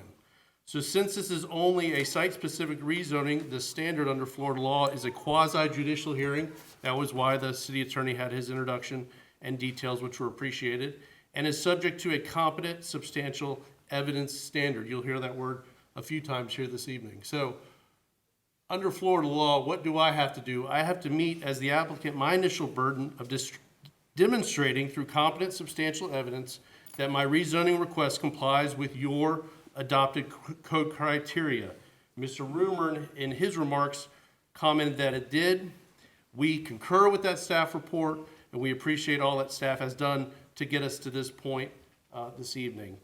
Once we satisfy that compliance with the city's code, and I quote from one of the cases I provided to you on the dais, I left several there for you, together with our resume for our traffic expert. Quote, the application must be granted unless the opposition carries its burden, which is to demonstrate by competent substantial evidence that the applicant's requests do not meet the standards, end quote. That's the Jesus Fellowship case. So what is competent substantial evidence? Got me multitasking here. Now, the staff report is competent substantial evidence because, as is noted in the Jesus Fellowship case, it, quote, contains relevant, valid evidence which supports the commission's decision. You heard that in Mr. Rumer's presentation. We comply with the adopted code criteria together with the staff report, our presentation, the staff's presentation, and our expert testimony. We have met our burden to provide the city council with competent substantial evidence in support of the rezoning. Going back to April 16th, a few more of the cases, what does not constitute competent substantial evidence? General lay opinion testimony under Jesus Fellowship, a city to land case where there was generalized statements in opposition to a project that did not constitute sufficient grounds for a local government to deny a quasi-judicial zoning decision like we have before you tonight. Quote, lay witnesses' speculation about, quote, potential traffic problems and general unfavorable impacts are not considered competent substantial evidence under the Catherine's Bay case. Lastly, generalized fears of an increase in traffic are insufficient to justify the denial of rezoning application. That's DeBees in City of Key West. I'd like to, if I may, bring our traffic engineer, Ayman Asadi, up to offer a few comments regarding his traffic impact analysis. I presume, is it all right if I put him here, or should I step back and have him testify here at the same microphone? Am I allowed to? No problem. He can. Okay, thank you. In doing so, if you could please, sir.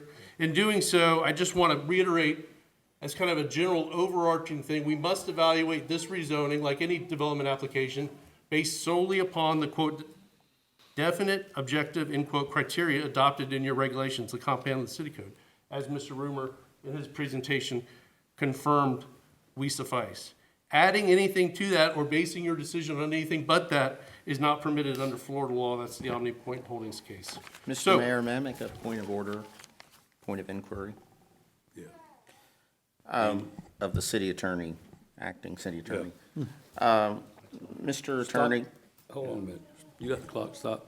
All right. Thank you. can you please comment on the role of a witness before the quasi-judicial hearing or an applicant, and who is supposed to brief the commission on matters of the law versus matters of the fact? Could you please explain? Yeah, glad to. The applicant and any member of the public is free to provide whatever testimony they'd like to provide, so long as it's relevant.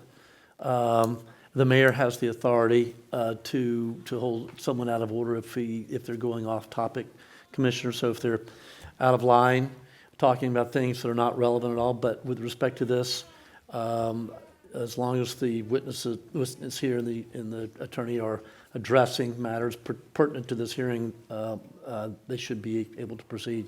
Matters of law. Well, they can give you their opinion about the law. That's part of their presentation. Just an opinion. Yes, correct. Thank you. All right, start the clock back. Thank you. If I may, with the standard review covered and kind of framing our conversation, and knowing the focus from the April 16th conversation was regarding traffic impacts, I'd like to have Iman come up and say a few words about our traffic study and our traffic engineering expert, have him introduce himself. If you could please, a bit about your education, training, as is in the resume that you have before you. Thank you. Good evening. My name is Ayman Saidi. I'm a registered professional engineer in the state of Florida. Professional license number 56849. I have 29 years of experience in traffic engineering field. Graduated bachelor's degree in 95 and a master's degree in traffic engineering in 97. Been working since in Orlando, mainly in the specialty of traffic engineering. I was the engineer of record in the traffic analysis that was conducted for this project. Was dated June 2023 was the latest version of the study. Traffic study was submitted, was prepared in accordance with the guidelines of the traffic impact analysis approved by City of Ocoee. It was also based on the approved methodology that was reviewed by the city's traffic consultant, Kimberly Horn.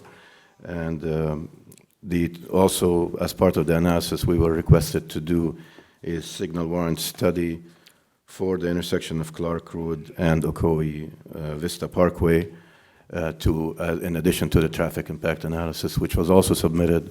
Both studies were combined in one report. It was reviewed by Kimberly Horn, the city's traffic consultant. We addressed all the comments that were provided by the city's consultant, and we submitted the latest version 2.2, dated June 2023.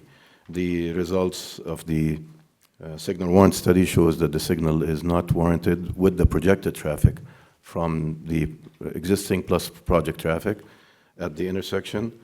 And I am here to answer any further questions. Thank you. Thank you, Iman. As you can see from his resume, almost 30 years of experience in the field, continuing services, contracts with Orange County, City of Apopka, cities of Oviedo. Unless there's an objection, I'd like to offer Iman Saidi as an expert in the field of transportation, planning, and engineering. We heard his comments. Oh. No objection. Yeah, thank you. Thank you. I do want to bring, in my remaining time here, I do want to bring Jeff Summit up. He's our project engineer, to highlight a couple of the points that Mr. Rumor presented in his regarding compatibility. So if you would please, Jeff, a bit about yourself and your role in the project, and then some points that you'd like to make regarding compatibility. Thank you, Jason. Jeff Summit, Summit Engineering, 3667 Simonton Place, Lake Mary. I'm also a professional engineer, registered state of Florida, been practicing for about 30 years in Central Florida. Just real quickly, I wanted to touch on a couple of things in regards to Mr. Rummer's presentation and just bring these items to the Commission's attention, is that when we looked at compatibility, which is part of what zoning and land use and all these things are, when you look at what we're proposing in our site plan, we're proposing 20-foot lots and 24-foot lots. So when you go back and you actually look at Prairie Lake Reserve and you look at Prairie Meadows, and you look at those plats that were recorded and those developments as they exist today, what you're going to see is you're going to see a combination of 24-foot lots and 20-foot lots in those two developments as well. It's actually a little bit smaller in Prairie Lake Reserve. So when we talk about compatibility of uses, not only are we proposing the exact same type of use with the other two developments that are already there today, we're also doing the exact same size lots that those two developments currently have. And it's hard to get more compatible in regards to density and lot size than we are currently proposing with this application. And that's really all I wanted to touch on, was just to expand that a little bit. Thank you.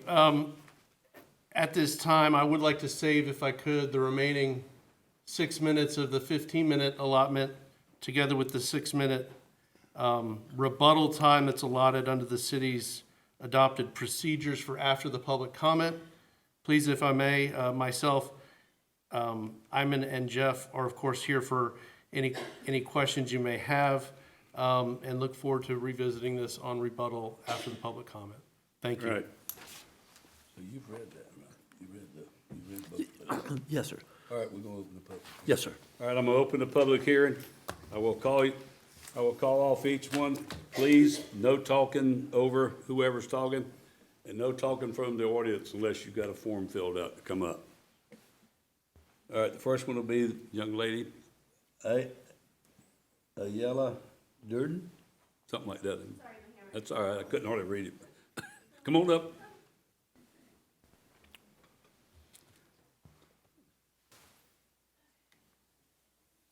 Each person gets 5 minutes, up to 5 minutes. All right, Thank you, ma'am. hi, my name is Angeli. I'm one of the homeowners in Perry Meadows, and congestion is something very important for me. I actually relocated from South Florida to up here for that, and I would love for the community to stay that way, where it's small and decrease the traffic, and preserve the beautifulness of this community, the lakes, and having been able to see the scenery as well. Unfortunately, with more construction that I've seen, it adds more traffic, more noise, and just takes away from the beautiful scenery of Ocoee.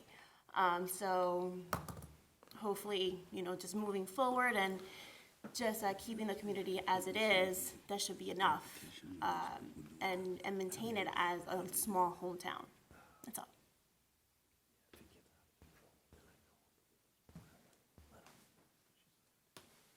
Are you done? Yes. Okay, thank you. Appreciate it. Thank you very much. Chris Atkins.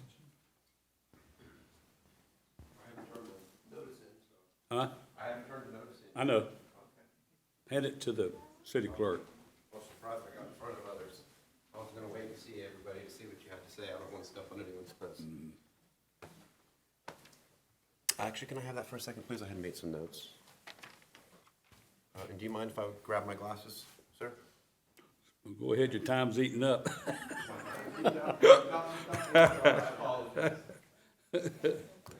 What you say, the time's running?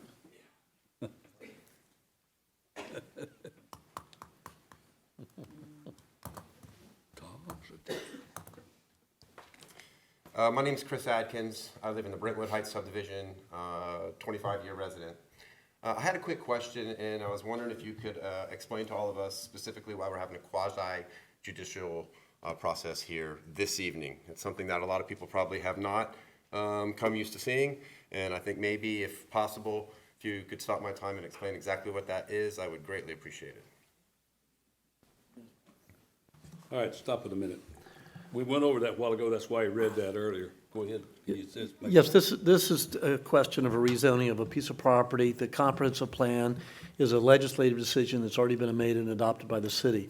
This is a zoning question, And there are particular rules and regulations that are in place now. The question is whether there's competent, substantial evidence presented to the commission as to whether those requirements are met. And so it's about that evidence, and your testimony that you give today is part of that evidence that the commission can consider. Excellent. So it's, just to make sure that I understand, it's a semi-judicial system where the commission is going to be able to make the decision on the rezoning of this particular property? At the request of the applicant? No, every rezoning, the rezonings we had earlier, they're always all quasi-judicial. That's the process. It's just a little bit more formality brought to this item. But every rezoning item is a quasi-judicial. And it was put forth to the public just today, as mentioned, or was it prior? Mayor, I'm happy to address that. This is not the question and answer time. If you have testimony relevant to the application, this is the time to present it. Okay. The process has been set and established by the city commission, and so you're in that process right now. The reason we went through the rules and regulations with respect to that is because it was clear this is a relatively disputed matter. There are people of concern, so now's your opportunity to provide that testimony.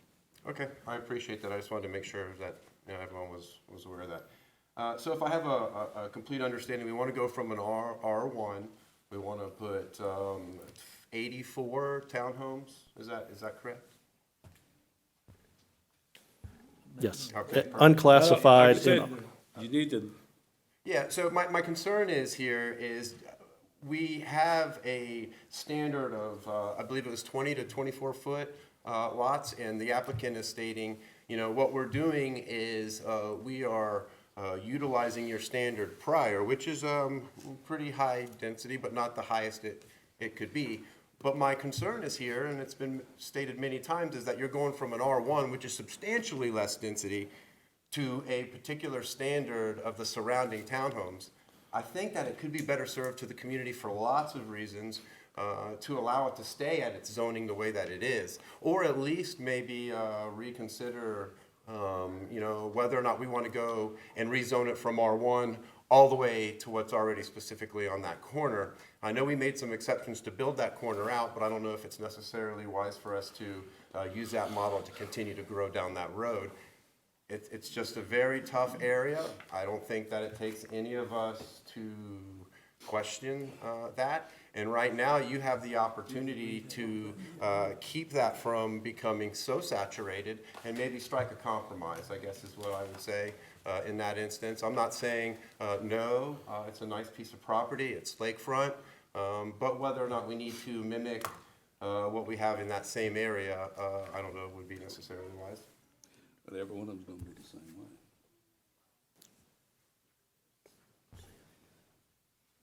In short, if you don't rezone it, it can't be built, right? It has to stay R1?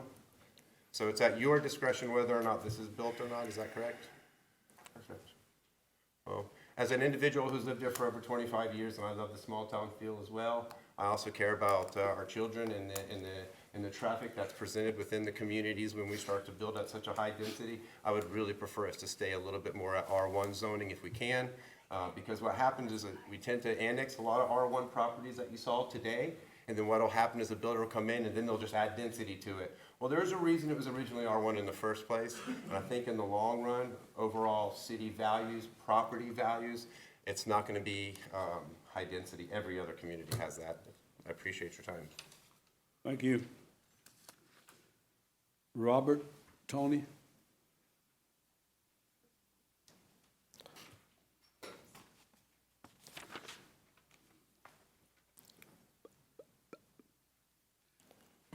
How's it going, guys?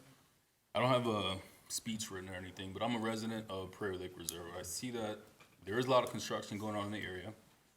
You guys are talking about competent and substantial evidence coming from people who don't even live in the area. To have that competent and substantial evidence, I don't know if you realize, a couple years ago, actually about maybe 3 or 4 years ago, I brought it up to the city when I was here. It was in the other building regarding the lake I used to fish across the street. They built townhomes on top of the lake. They drained the lake. They put townhomes there. Now they're widening the road right where they put the townhomes. So if you look at the street, all the time I would see holes in the wall. There's a neighborhood right across the street that had holes in a brick wall because people speeding on the road, they turn, hit the wall. It's like Kool-Aid Man hits the wall every single time. I don't know what's going on. But now you're gonna add another road straight through the neighborhood that goes through my road. There was just an accident there a couple weeks ago, right by the fire station. Not only that, but to add so many additional units right behind the location where I live, add the additional people, the more people you add comes to more crime. We just had a drive-by shooting down the street. Then I hear they want to add another 7-Eleven. Nope. We have a mile down the road, we have a BP. We've got a Chevron. Like quarter mile down the road, we've got a Circle K. It's like when is enough? It's every single piece of land that we have in the city that makes Ocoee look like the city of Ocoee is being torn down. I love going on the West Orange Trail as a selling point living there. New developments coming right there. Tore down a whole bunch of roads, doesn't look the same. I don't know if you've been anywhere else in Orlando or St. Cloud, any of those cities, it's a disaster with traffic, and that seems to be what's going on everywhere. I don't know who's paying you guys the additional funds to get these projects done. If they're gonna add all the additional traffic, why are they not the ones fronting the bill for all the taxes for us that we're paying for to get the city, the roads riding and stuff like that? They could put some effort into maybe pressure washing the sidewalk, cleaning up the street. I see, I don't know, it just looks like a mess. It's starting to degrade. I got out of Orlando to go to Ocoee because I like the small town feel. I grew up in Florida. My whole life I've been here. It's been a small town, and it's going away. And that's my concern. It's not just the traffic, it's also crime, it's extra people. During COVID, it was a weird time. You had randoms walking around, walking through the backyard, stuff like that. If that's the case when you add the additional townhomes, what do you think is going to happen into other townhomes? You're going to have random people that are coming to visit, walking through our neighborhood, walking to the neighborhood that they just built across the street. Enough's enough. It's just too much. So that's my concern. Thank you, sir. Alfred Elia.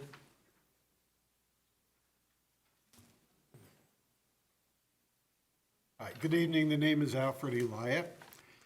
And I've lived at Switchgrass Circle and Prairie Lake Reserve since my house was built in 2009. I plan to be there for the duration. The already at times dangerous intersection of Ocoee Vista and Clark Road will become even more dangerous as traffic will increase on Clark Road after the widening project. It will be the only 4-lane north-south road through Ocoee, and those who stayed away from it due to the backup at Clarkona-Ocoee Road will now find it to be their best route. And we will lose the built-in braking zone created by the current merge to 1 lane at Ocoee Vista. Drivers familiar with Clark Road currently slow down in anticipation of that merge point. Once that is gone due to widening, even though the speed limit is now 45, I believe we can anticipate speeds of 50, 55, even 60 past Ocoee Vista. Similar to what happened on Clarkona-Ocoee Road. After their widening and after their speedway smooth paving. This will add to the difficulty of turning south on Clark from Ocoee Vista. When this widening is complete, imagine waiting to turn south on Clark with 2 or 3 cars behind you. Now imagine it with 8 to 10 cars behind you. Then you hear 1 car horn. Then another impatient driver hits their horn, adding to the pressure on the lead driver waiting to turn. That uncomfortability could lead that driver to take a riskier chance they otherwise would not have taken. Accidents can happen. And then there is the matter of tree removal. It's not just the aesthetics of shade and noise reduction. My concern is we currently have a natural protection against high winds. According to the USDA Forest Service, in a windbreak where the tallest trees are 30 feet, lower wind speeds are measurable for 60 to 150 feet on the windward side and up to 900 feet on the leeward side. Trees absorb energy and help slow down winds. Once trees are removed, we can anticipate higher wind velocities through that corner of Prairie Lake Reserve. And considering that storms are becoming more violent and more often, higher wind velocities could contribute to home damage, which in today's insurance climate could lead to catastrophic results. So I ask that you consider my comments as you make your decision. Thank you for allowing me to speak. Thank you, sir. David Brennan.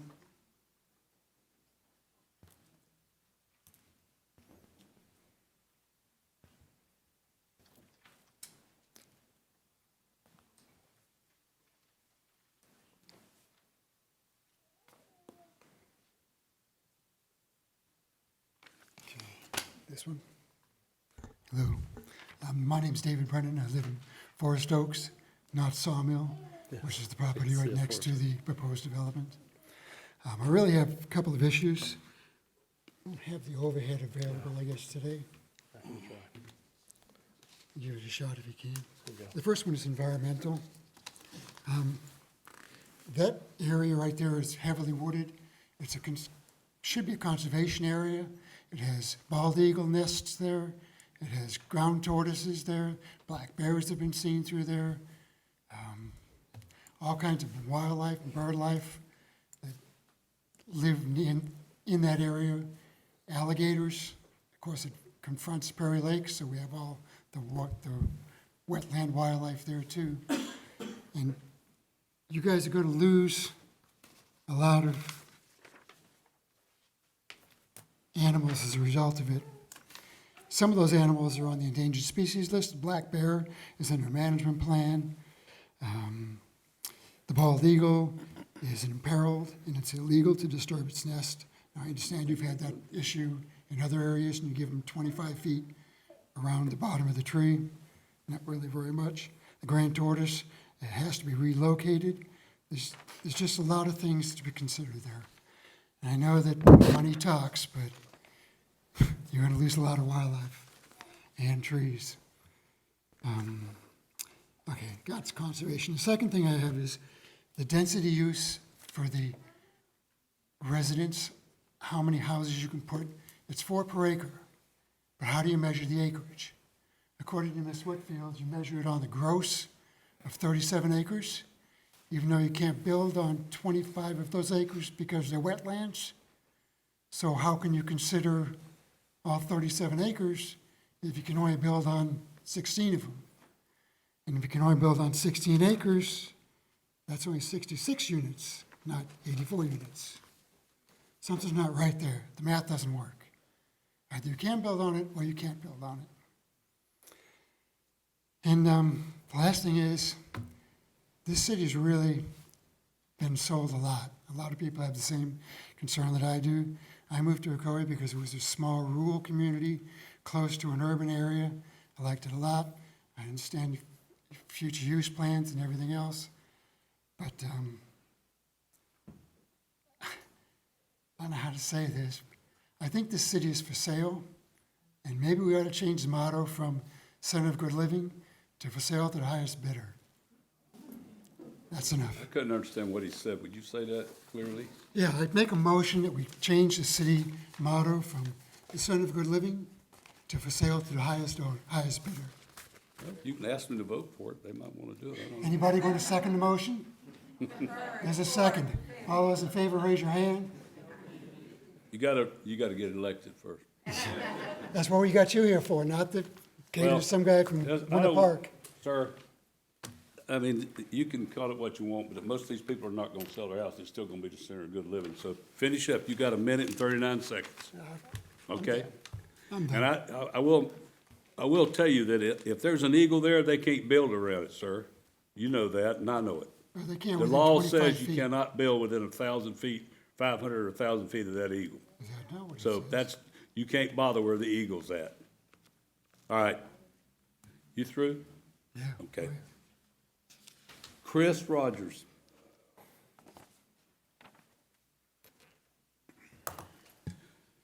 Better not go to Winter Garden. Hello, everyone. I'm Chris Rogers. I'm a resident of Prairie Lake, Reserve. And my concern about this is, I don't want to sound like a broken record, but it's the traffic around that area and how dangerous it is, especially if you're coming from towards the direction from AD Mins and you go turning into the neighborhoods. That turn is really sharp, and we have to like almost go to a stop.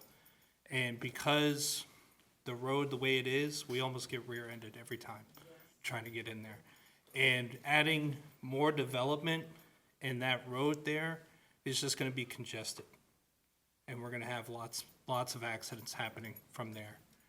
And especially when it turns into there, you get close to that railroad, it's kind of thin.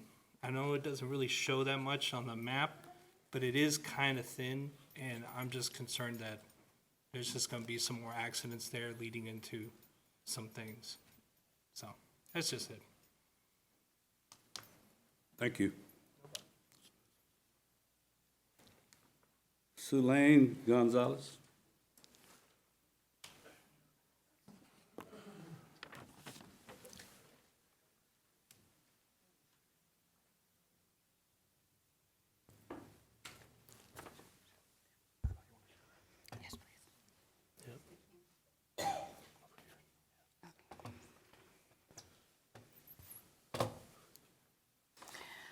Good evening. My name is Sulaine. I am a resident of Forest Oaks. I do understand that there is a witness, an expert in traffic engineering, but who's the expert in human driving behaviors in 2024? I have here a picture of my car accident on Clark Road because someone ran the stop sign on Ocoee Vista.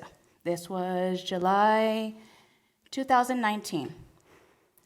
So, and I understand they said the expansion is gonna be past Ocoee Vista. So what's gonna happen with the cars that have to merge from the left lane onto the right lane right in front of Ocoee Vista? I mean, that's just a recipe for disaster, especially the cars jumping, trying to go southbound. Plus you have your emergency vehicles also trying to make that same jump. Also, I just want to make a comment about the school issue, in the sense that a while back, I'm just going to scroll it here. We did have an issue where a resident on Rich Drive in Forest Oaks had to call in Ocoee PD because parents were blocking private driveways and impeding the mailman from doing his job. So Ocoee PD did have to come out onto Forest Oaks, Prairie Lake Boulevard, and they were there stationed, you know, watching traffic and all that, but understandably, they can't be there every day directing parents because, you know, what ensures us that families that are gonna be in this new townhomes are not gonna do the same thing as other parents and use our community to not go through the car loop and rather just fill up Rich Street and block private driveways because they don't wanna do the car loop and they would rather their kids cross the road on Hackney Prairie and go into our community. Also, jumping on the topic of animals, this was my visitor, 2022. I had to call Fish and Wildlife, and they basically told me that there's nothing that they can do because this is an adolescent looking for new territory. So what does that mean? That all the new construction around our area has pushed all these animals out of their habitats, and they're looking for new homes in our homes, which families, I'm sorry, that's just not safe, and we have to understand that it's not them coming after us, you know, it's us invading their space. Sorry. This is my second visitor, a couple months after, and I don't own the biggest yard in Forest Oaks, so imagine, you know, someone with a bigger yard, I'm pretty sure they're seeing more of these animals coming into their backyards. And this is my third visitor, a mama with her cubs. So I just want to say, like, you know, I don't feel comfortable that these animals are being pushed out of their habitats, of their natural home. They're coming into our homes, and we can't blame it on them. It's not their fault. They're the ones being pushed out. And like somebody else said, the reason why my husband and I moved to Ocoee was because of the simpleness, the humility, the beauty of Ocoee. We came here about 10 years ago, hoping to start a family here in Ocoee, and that's still in our plans, but, we just would love it if Ocoee stayed just beautiful and simple, the way it's always been. Thank you. Thank you, ma'am. Joe Fana?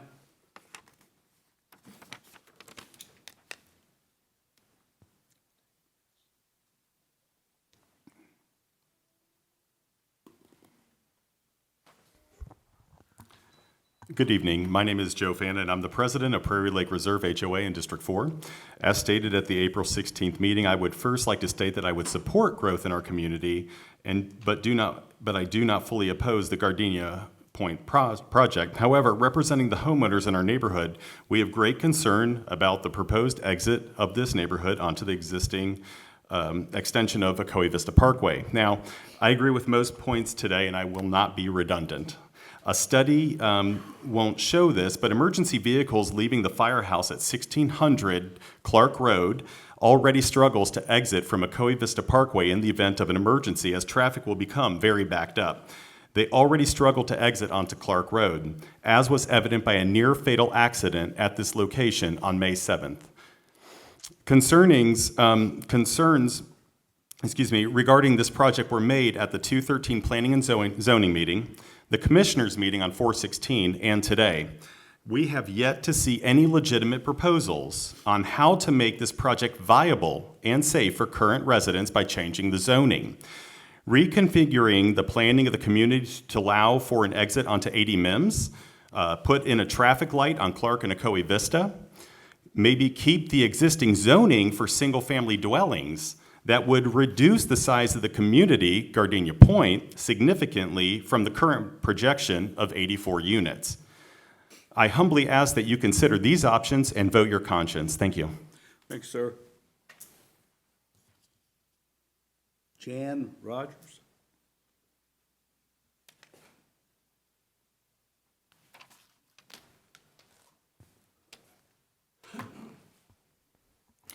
Hello, good evening, Honorable Mayor, Commissioners, neighbors. I just have a few points because our people here have brought forth some very concerned issues. I've heard a lot about traffic, I've heard about engineering, but I, as a native of the area, I'm a graduate of West Orange High School. I grew up around here. I relocated here in 2015 and am an owner at Prairie Lake. And I'm also a licensed active realtor. And something that has not been pointed out yet is the concern of external obsolescence. For anyone who is not familiar with what that term means, it means that your property may have been built and then subsequently something has been added that devalues the property. In our case, external obsolescence would be if you remove all of that buffer of trees. The gentleman mentioned the wind problem. That's part of it as well. We'll have to get wind mitigation now. But the dirt and the sludge and the exhaust fumes and all of the things that are going to be on that road and on that train track and also on Mims Road, we have, from my back door, we have no protection. So that will cause our homes to be, what am I saying? I'm a little nervous up here. You gotta help me out, guys. But our homes are gonna be devalued, and it's going to cost more upkeep. We're gonna have to clean them more. We're probably gonna have our insurance raised as part of it. But there are a lot of things in addition to the wildlife and everything that we have already talked about. In 2015, I specifically bought there because it was in the middle of a beautiful forest. I look out my window and I see green. I have a wrought iron fence and I see greenery. And then it looks to me like it's maybe only like 25 feet, I'm not sure. But then there's a railroad. So we already have to deal with the railroad going through the train going through 3 times a day. But to add a street and completely take away that foliage, I'm going to be sitting on the street now. And I can't have that. That's going to take the value of my home and any home along there, and it's going to ruin it. And it's also going to cause problems for our home. Thank you. Thank you, ma'am.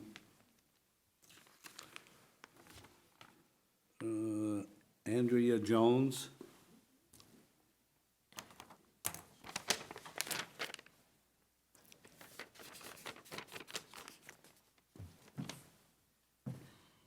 Hello, I'm Andrea Jones. I live in Prairie Lake Reserve. I've spoke here before. I spoke at a representative of ours spoke at the Planning and Zoning, also spoke at the meeting on the 16th of April, brought up the exact 2 same issues, the traffic increase, specifically turning left onto Clark Road, and then the increased noise that's going to be caused by the vegetation that's going to be removed specifically in order to put the access road. We had a vote on April the 16th. The developer, after the vote did not go in their favor, stated that they wanted the ability to come back and to address the public concerns. Great. However, during their presentation, not a single concern was addressed. In fact, on their presentation, it stated that the public are now described as lay witnesses whose speculation about potential traffic problems, light and noise pollution should not be considered as a competent, substantial evidence. Wow, that's pretty crushing. Not a single item was given to us that would address our concerns. Traffic study, fantastic. I'm sure that traffic study meets every single, dots every I, crosses every T. That doesn't mean it's the best thing to do for the Ocoee residents. It really doesn't. That's your job to decide, is their traffic study right for us? Right for our city, right for everybody that drives up and down Clark Road? I don't know. My suggestion, it's already zoned for single-family homes. Keep it as single-family homes, less numbers of cars driving up and down. And sure, do we need an access road? Maybe they still need an access road. Perhaps we can come up with some solutions that will mitigate all the other issues that we've just heard. I hadn't actually considered the dirt and the impact and the grime from removing all the trees. That's very valid too. Wind mitigation, those trees serve a huge purpose for us. And just taking care of them and just stripping them down so that we can build a subdivision for 84 more homes when it's, I don't even know how many single-family homes you can fit on that property, but it's not 84. Maybe that would serve our community better. I don't know. Thank you for giving me the time to talk. Thanks. Thank you. Nope. Christopher Webster. Or Naomi? I'm Nicole Webster. Hi, everyone. My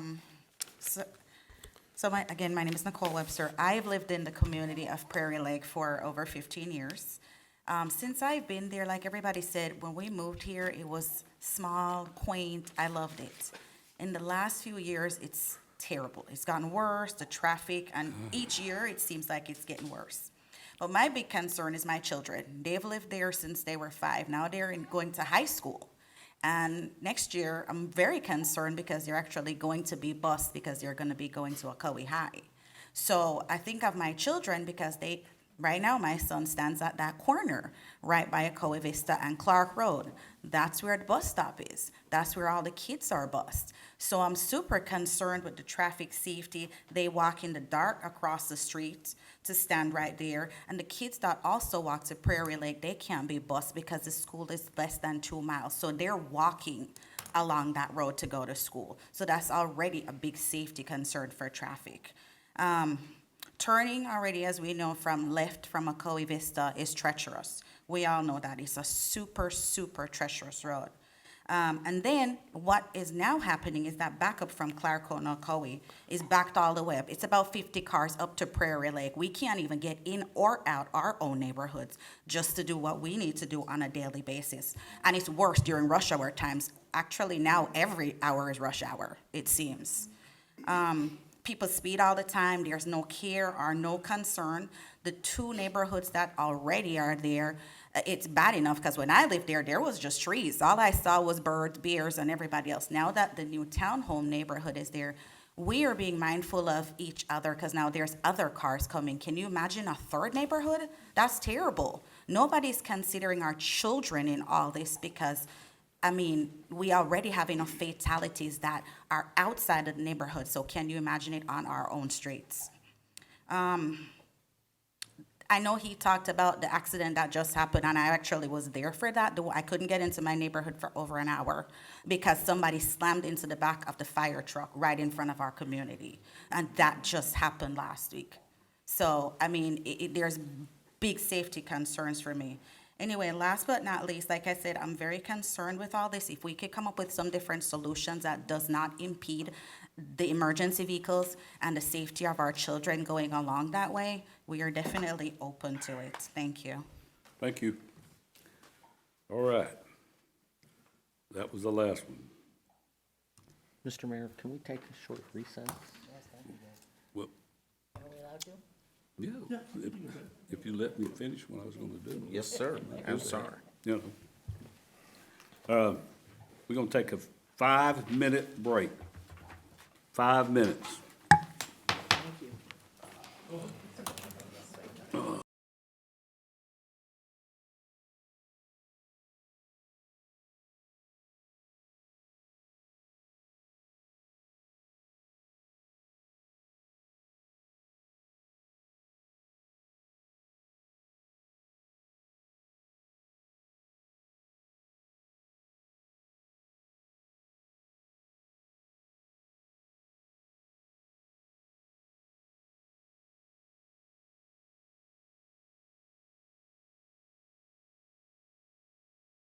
Applicants rebuttal, what is it, 6 minutes plus? 12 minutes. Thank you, Mayor. Jason Searle again for the record, 12 minutes. I appreciate that. And if I may, I took notes of each of our 11 speakers. I broke them out by their category. I'd like to address, let's say, 7 of the 11 right off the bat. And then after that, I'll bring in Iman and we can talk about some of the traffic-related specifics there. I'm just going to go right down my list. The speaker number 1, the lady talking about the small hometown feel of the city, page 2 of the staff report. If I could, Mike. Highlights.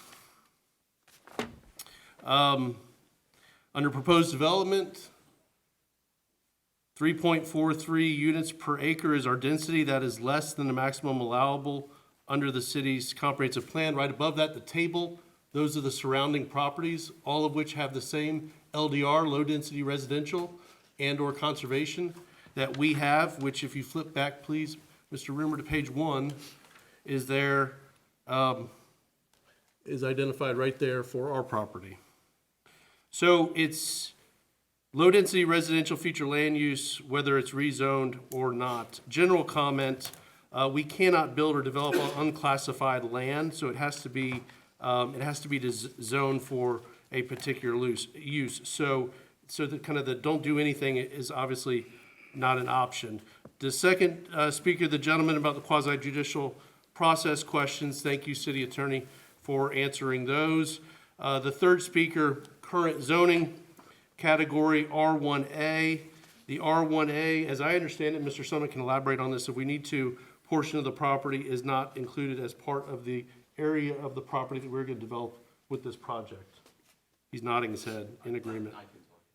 We'll elaborate on that if we need to. I just want to be mindful of my time. We're going to skip over the fourth speaker. That's intersections. We're going to do that with Iman here in a minute. Man number 5, wildlife considerations. And the Eagle, some rough back of the plan Math, 62% of the property is conserved for open space and conservation. 51% if you just consider the lakefront area and the wetlands. Both those numbers obviously are greater than, that's the majority of the property is being conserved. On the Eagle, I drew a line. This is the LUP that goes along with the PUD in your materials. This is in the staff report. Just drew the area there around the Eagle's nest that is protected. As you can see, quite a big area. So very mindful and very much focused on the wildlife preservation aspects that this plan presents for the city to consider. Crash data analysis and traffic congestion. The gentleman who spoke 6th and the lady who spoke 7th. We'll come back to some specific crash data analysis here with our expert in a minute. Intersection and exit concerns.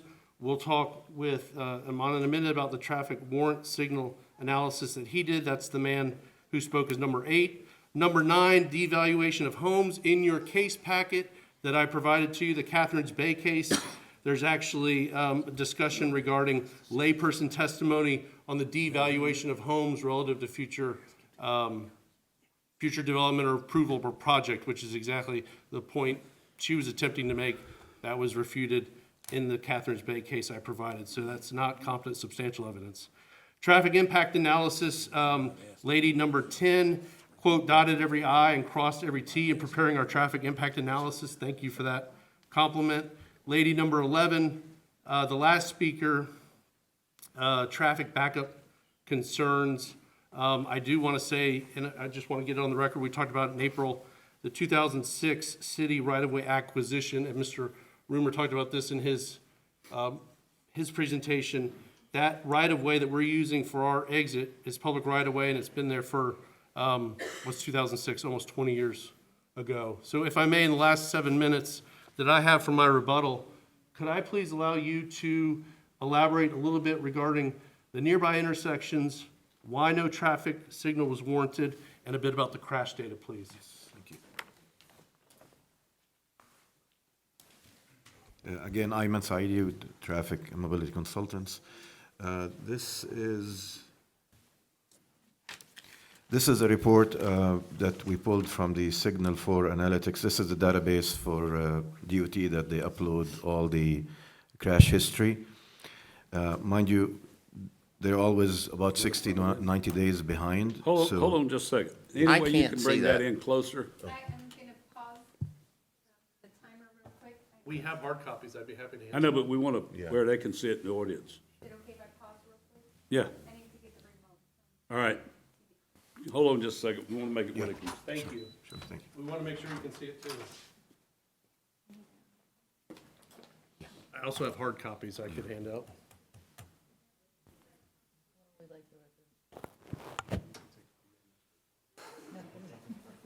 I'll take a hard copy.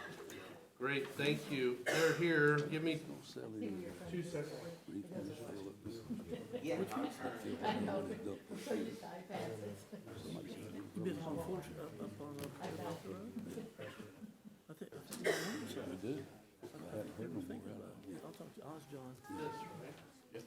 Yes, correct. That's it. I may? I only have 6, so I think I'll get one for everybody. This is what he is looking at. Thank you.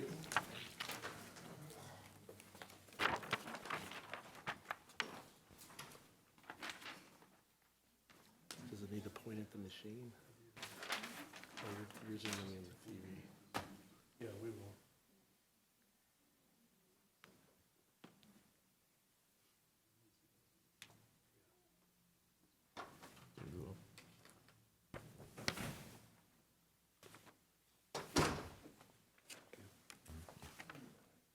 All right.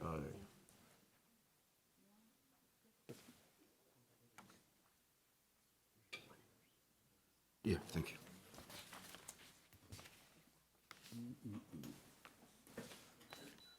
So this is the, as I was mentioning earlier, the crash history at the intersection of Clark Road and Ocoee Vista Parkway. That's the intersection. The data was from January 1st, 2018 until March 14, 2024. So that's the latest the data was available. We don't have May, and we don't have April, and we don't have half of March, because that's the latest information that's updated. So this crash data shows that basically in 6 years, just over 6 years, there was a total of 11 crashes at that intersection, 0 fatalities out of those 11. There was 1 serious injury, there were 5 injuries that are not serious. So that just gives you, again, an idea of the amount of crashes that took place at that intersection. Because the signal warrant study was done in 2023, so just to see what happened from January 2023 until March 14 of 2024. So from the time we did the signal warrant study until today, there was 1 accident at that location. Not until today, sorry, until March 14. I'm aware that there was an accident sometime in May that just happened. That's not reflected in here. So one of the signal warrant crashes, one of the signal warrants in this study relates to the number of crashes and types of crashes, and the types of crashes that can be resolved by a traffic signal. So I go back to the result of the signal warrant that includes crash analysis that showed that, again, the number of crashes does not warrant having a traffic light. As far as the intersection, the signal at Clark and AD Mims, there can be some adjustments done in the field to the traffic signal timing after this project is done, and even after the widening, where there can be adjustments done to the traffic signal timing that can help. Depends on how the traffic is going to behave in the future. The timing can be adjusted, but as far as the signal itself, it is projected to operate at an acceptable level of service based on the projected traffic. Thank you. And if I may, just to underscore a point, the traffic impact analysis had your conclusion regarding the traffic signal warrant analysis, correct? Yes, And that, correct. That's part of the traffic study, correct. thank you. And that traffic study that you prepared, the one that we've been discussing, the one that we talked about earlier, that was submitted to the city, Correct. and that was reviewed by their consultant. Correct. And that is the James Taylor with Kimley Horn. Yes, sir. Who's here in attendance as well. Correct. They concurred with your signal warrant analysis and the findings of your traffic impact analysis. Yes, sir. I believe that was it from my running list of the 11 speakers. I'd love to preserve, if I could, the 3 minutes of my remaining rebuttal time, to the extent that there's some future item that's not been previously addressed. We would appreciate the opportunity to address them. Again, we're here for any questions, and we appreciate your consideration. All right, you got 3 minutes, so I'm gonna ask our traffic consultant for the city to come up and make the comments.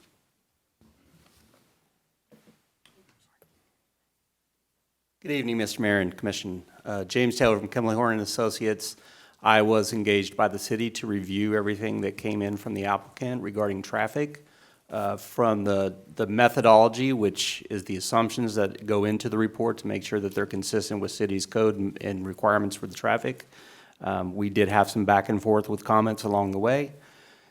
Received the traffic study, agreed with their findings after a couple of comment responses, requested that there be a signal warrant performed at that intersection, and concurred with the findings that the volumes and the crash data do not warrant a signal at this time. All right, thank you. All right, I'm gonna bring it up to the dais. Well, yes, that's We'll stand correct, for any Mayor. questions, but Yeah. I'm finished. It's up to, if any of the commissioners have questions, We'll bring it up to the dais now, let commissioners ask questions or go. All right. How do you want us to go? I'll call on you. Okay. Okay. Calling you first. Okay, perfect. I'm ready. All right. Mr. Roomer, can you address the density? I understand it's still low density, but it goes from 25 to 84 homes. That's triple the density. That's common sense says that's more than 3 times as many homes. What do we call that? If it's not an increase in density, what is it? By the Land Development Code, we calculate density on gross. I have worked at another jurisdiction that calculated density on net. But because in our Land Development Code, we have to calculate it on gross, that is how you calculate the land area for gross density of the land, and you calculate, then that's how you get the number of units. If it was net outside of wetlands, floodplain, water, that would be a different number, but that's not how we calculate it based off our Land Development Code. Okay. And as you will recall, I'm sure at the April 16th meeting, I was quite dismissive of signal timing. Have any additional mitigation mechanisms been submitted to you since that meeting during the continuance? No, you have to look, the way to answer that is if you look where that comment came from, which the traffic reviewer is here, they recognized in a westbound AD Mims left turn to northbound Clark, there is a delay in making that left turn. Yeah. The project at hand generates very few impacts to that, making that turn. And so it was not a failing, it was a recognition to the city that, hey, this westbound AD Mims to northbound Clark left turn at build out will have to be looked at.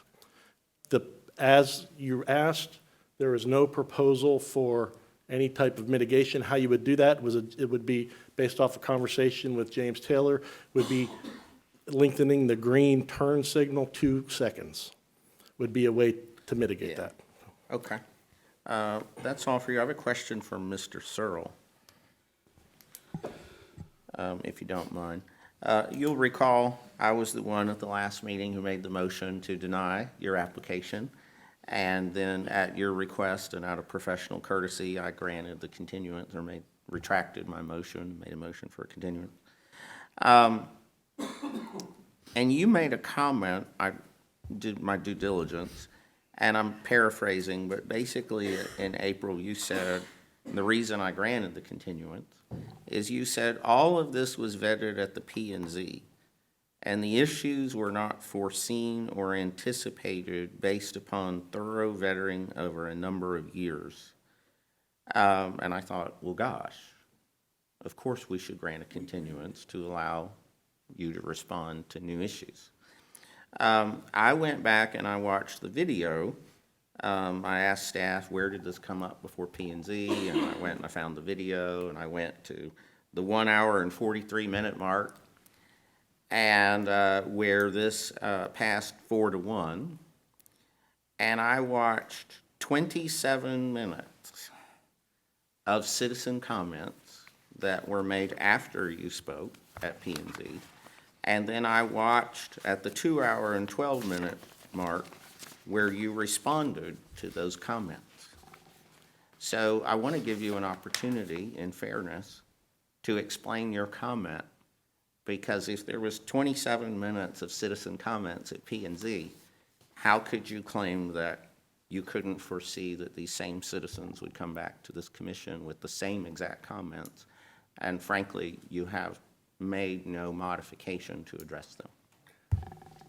First, I'd like to thank you for that professional courtesy and the ability to come back this evening on the requested continuance. The reason I did that and the reason I made those comments on April 16th was so that everybody on the commission and those in the public could hear from the resident experts, both the one from the city, and I don't want to speak for them, which I believe may not have been in attendance on April 16th, together with ours, who definitely was not in attendance on April 16th. I think it's a more productive, thorough conversation if we allow the experts to answer these technical questions. And that's why I asked for it, and that's why I made that comment, and that's why I very much appreciated it then, and still now the ability to come back to you tonight and make this detailed presentation. But with respect, you're not answering the core of my question. My question is, you said these issues were not foreseen or anticipated based upon thorough vetting over a number of years, yet you knew they were issues because you were present at the P&Z where they were raised. Can you square that for me? I was at P&Z, and it was approved. It was recommended to come to council with an approval, as it was previously at DRC, and as it was previously in the staff report, your professional staff. The technical questions and the level of detail in the second reading of this ordinance on April 16th, remember there was a first reading before that,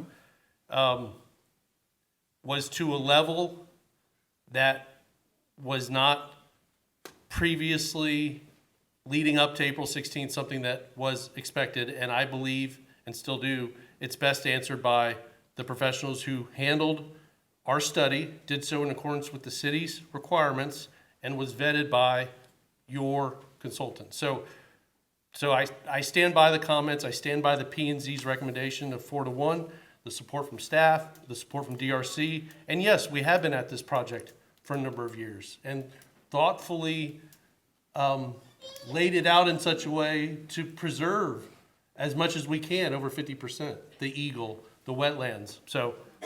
Okay, that's a better answer. I appreciate that. Thank you. And I get your point about competent substantive evidence?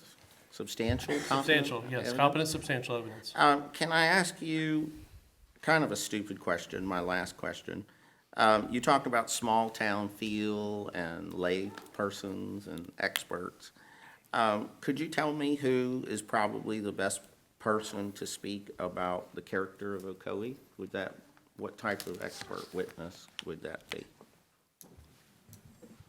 Well, I believe on your staff, you have professional planning staff. Would that be a lay person, a taxpayer? No, they are not. Okay. They are not. They don't know the character of That's why Ocoee. that's why the staff report and their presentation is competent substantial evidence, because they are, and he is, a trained professional in this field. Thank you very much. I appreciate it. Thank you. That's my question. Mr. Wilson. Thank you. We are residents of Ocoee, just as you are. And we are concerned regarding our wildlife. We are concerned regarding our trees. We are concerned about every factor that you mentioned tonight. The unfortunate part is that this is a quasi-judicial item, and that if my understanding is, and I can ask our attorney that, the main issue is denying the property owner the right to develop their property. Am I correct? The question is whether what's been presented to the commission is sufficient based on your determinations to be substantial competent, that the criteria for this rezoning is met. That's the criteria. So basically, if we do not approve this, we are denying the property owner's right to develop their property according to the standards of the. For this particular application, but if there's evidence that you believe is substantial and competent, and the courts have looked at that, that says the criteria are not met, then you can deny it. If you believe that what you've heard and been presented to the commission is that the criteria have been met, and then you can approve it. So you're correct. The question is, has what been presented to you as a commission sufficient to show you that the criteria have been met or not met? Your staff in DRC and P&Z said that they believe that criteria has been met. Your staff report actually is competent substantial evidence based on the case law in Florida. What you've heard tonight is, you have to look at it and determine what is and what is not. The case law that Mr. Searle presented to the commission is accurate. It's just a question of whether you think that evidence meets that standard and meets the criteria. So it's not, if you deny this and because the substantial competent evidence you find shows that the criteria have not been met, that's a supportable position. I mean, I hate to give you the lawyer answer, but bottom line is it's your decision. It's the commission's decision about that. You have to listen to everything that's been said and presented to you to make a determination of whether if they met that standard. If they met the standard, and then what the other evidence that's opposite to that shows that you don't think it's been met and it's overcome, that's your not a discretion, but that's your ability to approve or deny. So bottom line is, do you think the criteria have been met? If you do, it's an approval. If you don't, and Okay. it's not, then it's denial. Okay. Again, this affects all of us. I know that wherever we live, all these issues would be of concern to us also. Wildlife, there's a large portion of the land that's not going to be, that still will be available to wildlife. Do we want 84 houses behind our house? That's a valid question, but it seems as though you're not denying families to move in.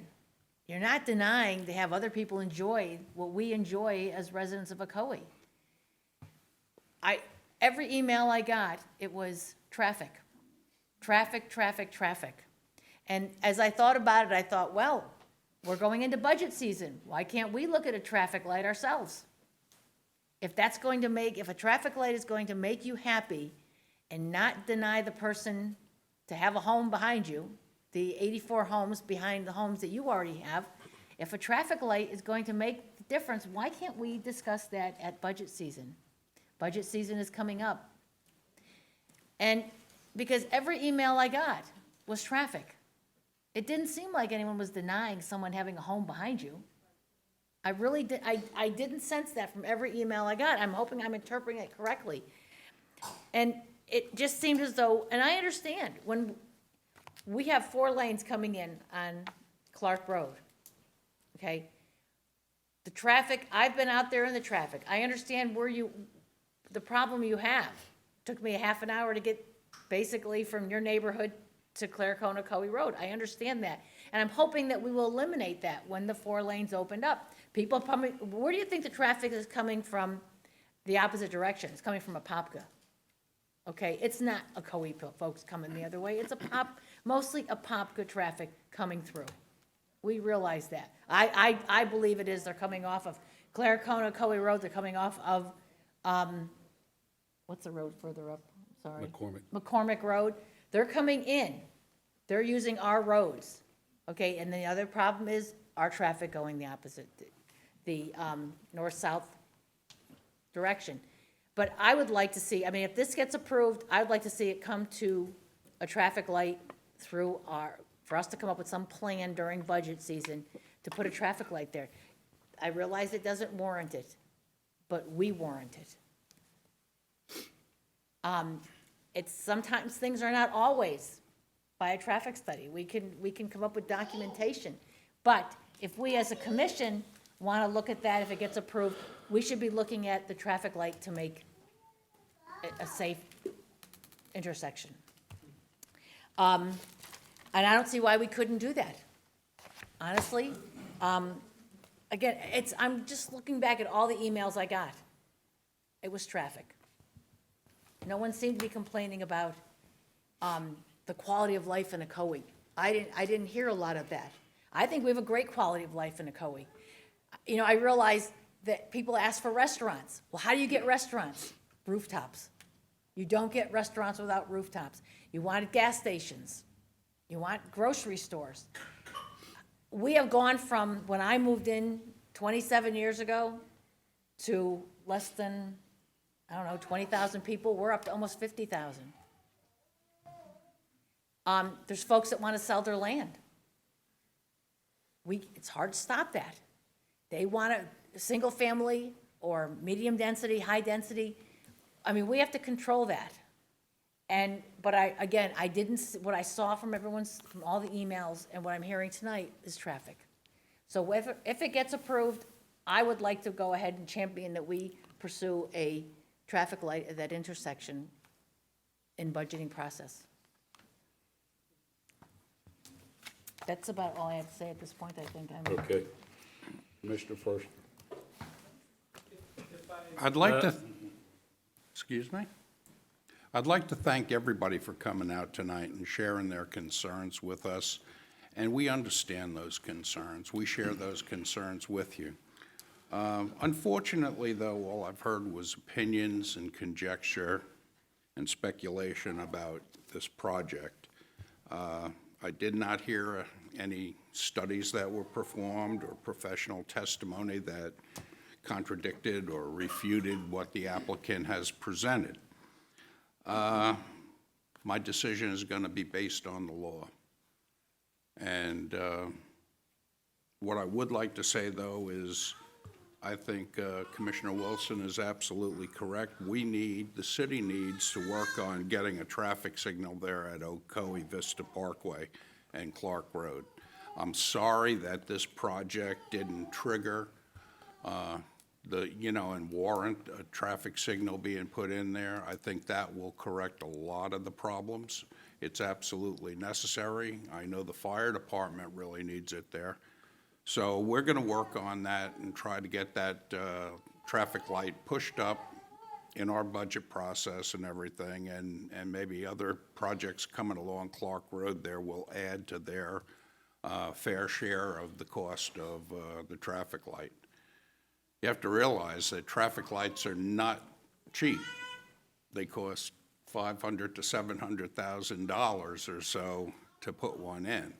And most city governments don't have that kind of money just laying around to put traffic lights in, because you're not the only one that wants a traffic light there in your neighborhood. We probably have 15 other areas in the city that are screaming for traffic lights. So thank you again for coming out. We really do appreciate it, and we do understand your concerns. Thank you. Commissioner Oliver. I have to piggyback on what Commissioner Ferguson stated. It warms my heart to see citizens come out and express their opinions regarding the safety of themselves, their families, and other families. I wish more citizens would come to more meetings and express their concerns when it comes to safety issues, when it comes to citizens. But what I'm seeing here, I take more of a pragmatic approach to what's going on here tonight. First, I do have a question. I do have a question concerning the quasi-judicial hearing. Is there a notice requirement? Is there a notice requirement for a quasi-judicial hearing? Because my question would be for you guys out there, did you know you were coming to a quasi-judicial hearing tonight? Did you have any notification? Was there anything posted that you were coming to a quasi-judicial hearing tonight? And if you was coming to a quasi-judicial hearing, would you have brought an expert with you to say, hey, you know what, let's look at this from another perspective, and let's see if there's any other laws that may possibly refute what's been given to us here? No, you didn't get that. You didn't get any of that.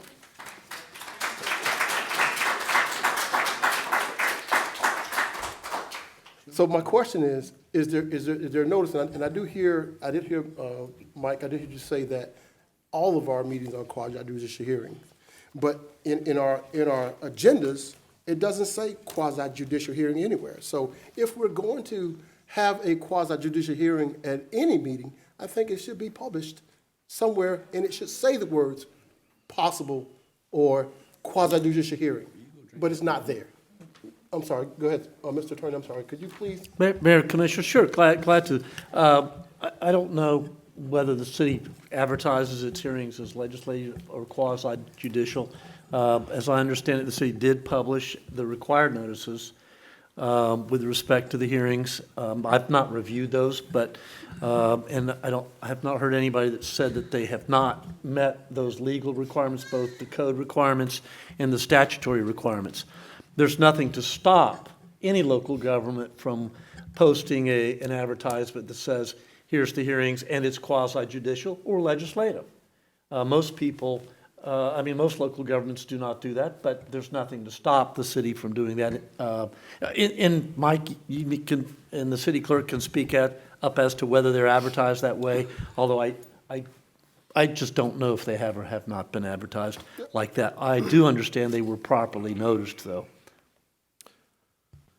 Yeah, the way the process for advertising the legal ads do not state quasi, it says public hearing. The quasi judicial is statutory requirement. Then the city has in Article 1, Article 4 processes, and Article 5 rezonings, requirements for posting, which is the posting of the property, the 300-foot notice, and the legal advertisement. The statutory process for ordinances is a quasi-judicial, which statutes 144 or 644 has requirements for adoption of an ordinance, but they are, all of our meetings, all our rezonings, annexations, and comp plan amendments are quasi-judicial. The way we do the process for quasi-judicial, we do not have a magistrate, so we do not swear in. We have a planning and zoning board, and then the city commission obviously acts as the judge under that process. The other point, I think, Commissioner, is the applicant, the public, anyone has the free opportunity to participate in the hearings. And the mayor has, and the commission, of course, control the process. You've adopted by resolution or ordinance, I believe, the rules that are available to the applicant, to the public. The staff is required to follow those. So if the commission would like to change those properly adopted rules, you can do that. But at this point, as far as I can see, all of the law has been complied with. Not to say that you might not want to change that in the future, but as I understand it, everything's been complied Right, with. if there is a compliance, and that's fine, again, but just from a citizen standpoint, if I'm going into a quasi-judicial hearing, I would like to know, and I would like to have something in writing to say, I'm walking into a quasi-judicial hearing or meeting, and then that way, that gives me the ability to search out my rights as a citizen or anyone else, or as a witness, or whatever it may be, before I get to that meeting. So for me, it's just vague when it comes to, are we in a quasi-judicial hearing, or are we at a commission meeting? Are we at a planning and zoning meeting, or are we in a quasi-judicial hearing, or are we at both? So I think that we may look at, in the future, just putting that information in there, so we know exactly where we are. So, that was just a question, just a pragmatic question. But what it boils down to then, since we are in a quasi-judicial hearing, there's a lot of legal firepower sitting over there, right? And they have presented a lot of information. So what that does is, when you're in a quasi-judicial hearing, what happens at that point is, we are bound as a commission by the rule of law. And what happens is, you have two things that are fighting against one another. We are bound by the rule of law, but you're also coming with public opinion. So you have rule of law and public opinion. So as a member of a quasi-judicial board, per se, then I'm bound by the law. I'm bound by what the law says, and I'm gonna tell you what it says. It says right here, under the second paragraph of the request for Gardenia Point rezoning and PUD, it states this. It says, once the applicant satisfies its initial burden of demonstrating compliance with applicable code requirements, the applicant must, it says must, not shall, must be granted unless the opposition carries its burden, which is to demonstrate by some type of facts or to meet a standard.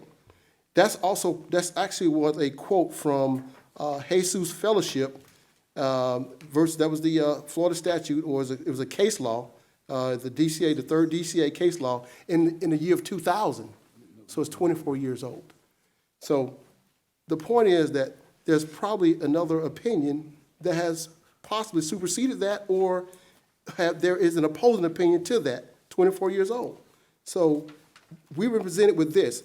So any law, no matter how old that law may be, is good law unless it's challenged by another. Case law. It also states here, going back to our April 16th meeting, the commission meeting continues discussion. There was a focus regarding perceived traffic impacts.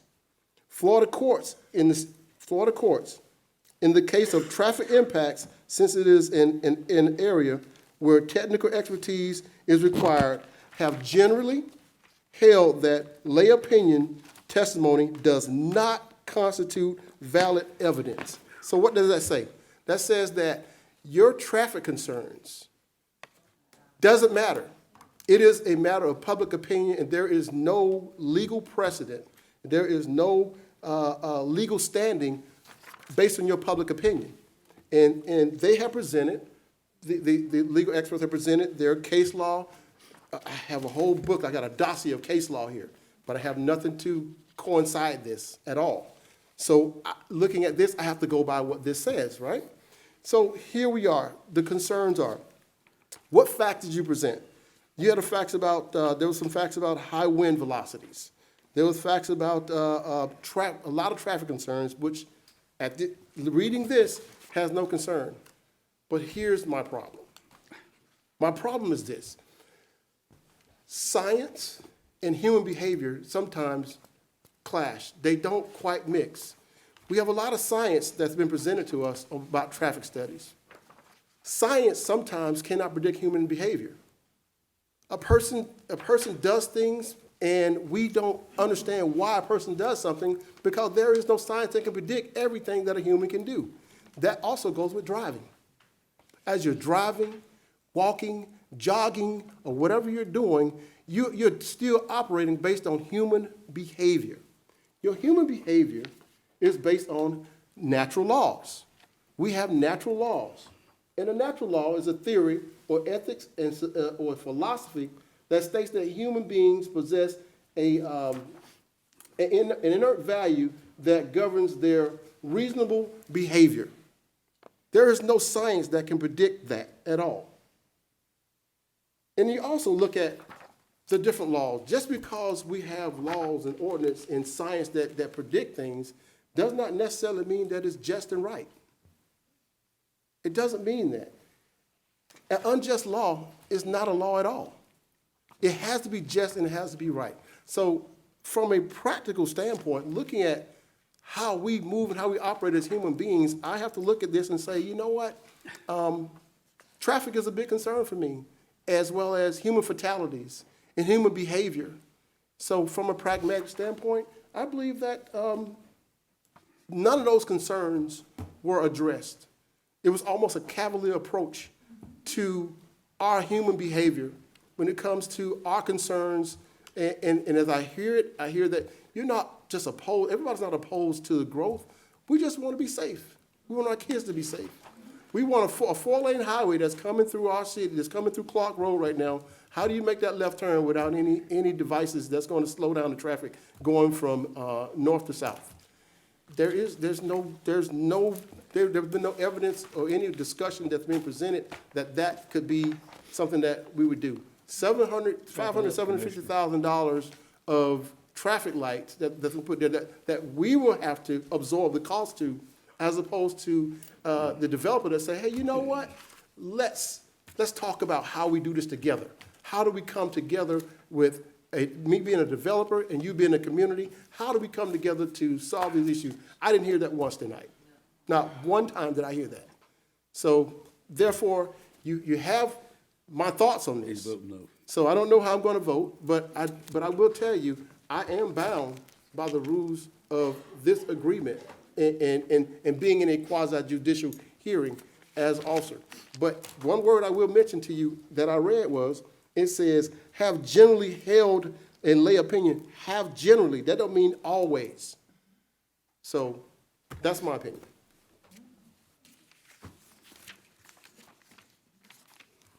Mayor, it's now time for a vote. You dug it, Stephen? I meant after that, Mayor. Well, I hate to dig into somebody's law degree besides you, which everybody knows how that vote's going, so I'll tell you what I think. I think I get really upset about people that make things up, to say things about the city when they get in angry about something affecting them. And you can ooh-hoo and ooh-ah all you want. Let me tell you something. I moved here in 1955, 69 years ago, and none of you were here. None of you. I didn't hate it. I think it's a great place for you to come to. I think if you come here and live here, you'll like it. It's a great place to bring your kids, raise your kids. You can't ask for a better recreation department in this area. Everything they do, in the police department, the fire department, all number one things. But you got to sit there and then make that comment, sir, and you're still living here. You know, you make that comment about this being, I guess Windermere's selling their town. I guess Winter Garden's selling their town. I guess the Popka's selling theirs. Frisco, Texas is selling theirs. Because everywhere you go in the United States, everybody's getting out of up north and coming down here. They're moving here. Most of you come from somewhere else, I can tell you. I've lived here and I don't know most of you except when I met you out here. You weren't here. You cannot tell a gentleman, just like if this gentleman or this lady had land, they wanted to sell it to somebody, and you're in real estate, your house is not gonna go down in value. I will tell you right now, I bet your house is up in value. It is up, that's exactly right. And it is not going down, it's going up. What the major problem of this whole place there is, and y'all can shake your heads and grin, it's the traffic problem with the intersection that you bought into. It ain't our fault. We put it out there, part and designed it. The planners did. You bought in that area. That wasn't going to change. That same entrance into that place is there, and it's been there since you moved there. But your property's not going down, ma'am. I sell real estate for 40-something years. Your property ain't going down. I haven't sold it too much lately because I've been too busy with this. People make those comments just like the bears are going to go somewhere. We can't stop it. I mean, everywhere around here's got bears. So we're not trying to do anything with the bird life or the eagle life or anything else.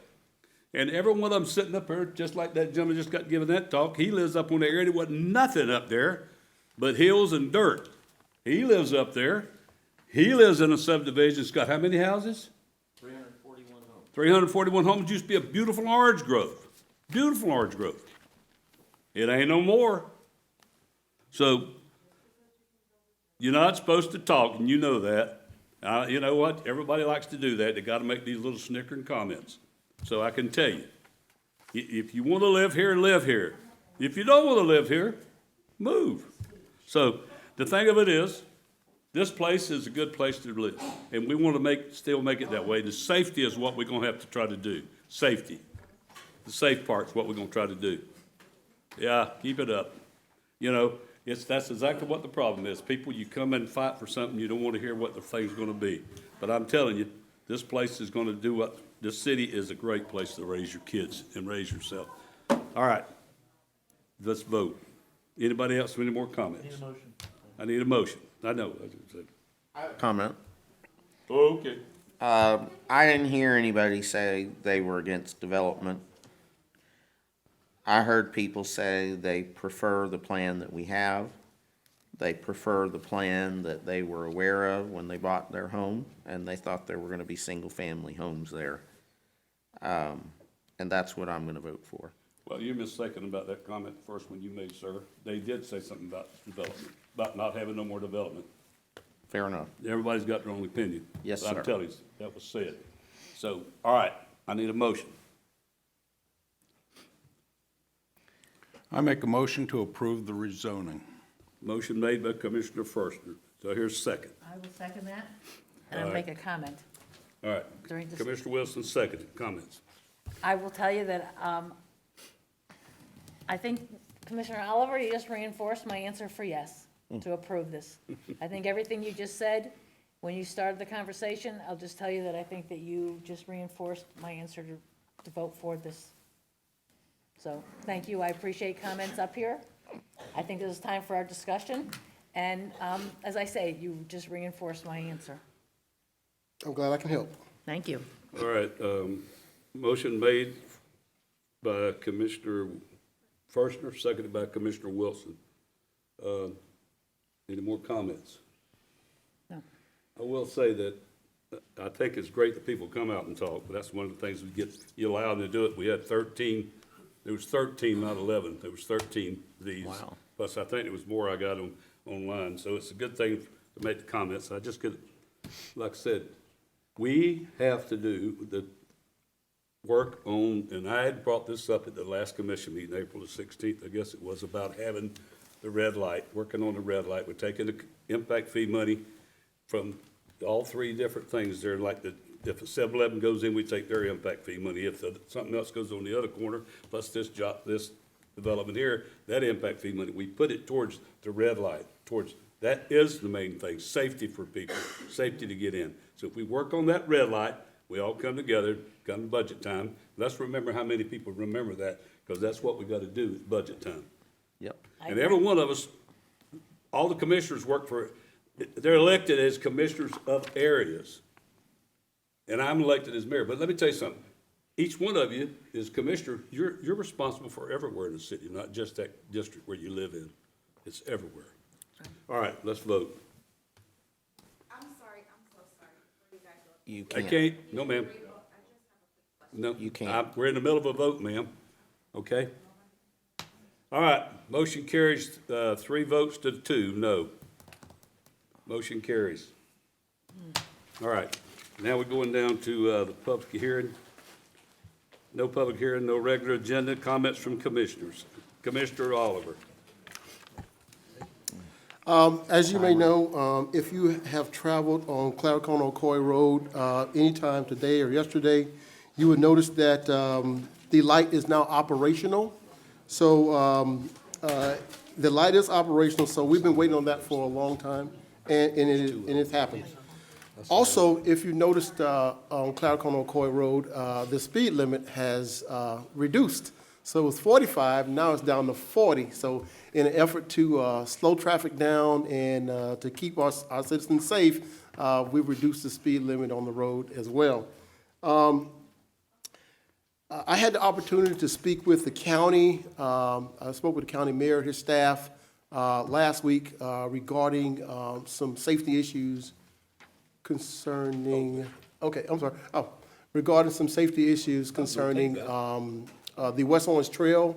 And there's 3 intersections at the West Orange Trail. That would be Claricona Ocoee Road and Clark Road, Claricona and Arden Park North, and Ingram Road.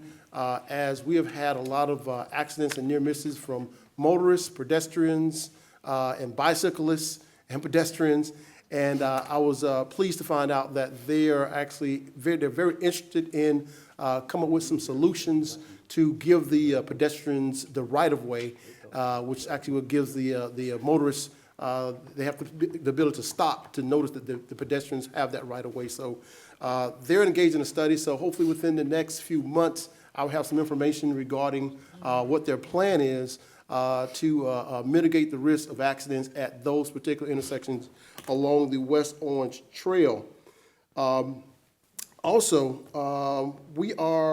school's out on Friday, and Labor Day is Monday, so that is the official start of summer. So the official start of summer, is it Labor Day official start? Not Labor Day, I'm sorry. Memorial Day is the official start of summer.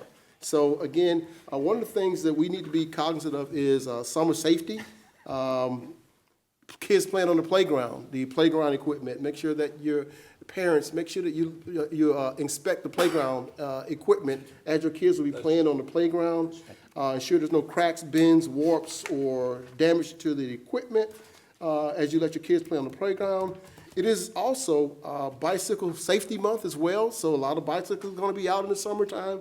So make sure that you're wearing those fluorescent colored vests when you're out riding your bicycles. And as motorists, please be cognizant of the folks walking, they're jogging, they're on their bicycles, and just be aware of their safety. And also, one of the important issues about summer is the fact that water. The kids like to get in the water, like to get in the pools. So we want to make sure that as parents, you want to make sure that your kids are wearing the proper safety vests and jackets that they need to wear. Pay close attention to the children that you're supervising, whether they know how to swim or not. Pay close attention to the kids that you're supervising near water at all times. One of the things you can also do is schedule swim lessons for kids that are 1 year old or less. So there's swimming lessons for kids that are as young as 6 months, and get them familiar with the water. So that's something that we want to definitely do. Also, with summer comes hurricane season for us. So we have hurricane season starts June 1st, and it goes all the way to November 30th. 6 months of hurricane season. So right now we want to come focus on hurricane preparedness. Make sure you get your water, your batteries, make sure your light work. So this is a great time to start preparing for hurricane season right now. Getting all your hurricane preparedness guides. You can actually go online. You can get them from the county. You can get them from the city. So you can get all this information about what the things that you're going to need to be prepared for a hurricane. One of the things I did find out about hurricanes is that when you're looking at your home and preparing your house, they say your garage door is the most vulnerable part of your house. But there's also retrofits for your garage to make sure that you can shore it up and make sure that it actually can withstand hurricane force winds. So that's something to look at. Home Depot, Lowe's, they have retrofits for your garage. So look at that as well. And then finally, as I conclude, I will conclude with this.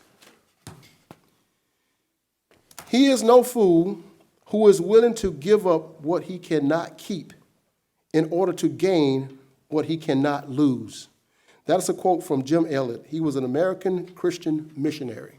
Thank you so much, and I will link back to the commission. Have I called on you, Commissioner? Have I called on you yet?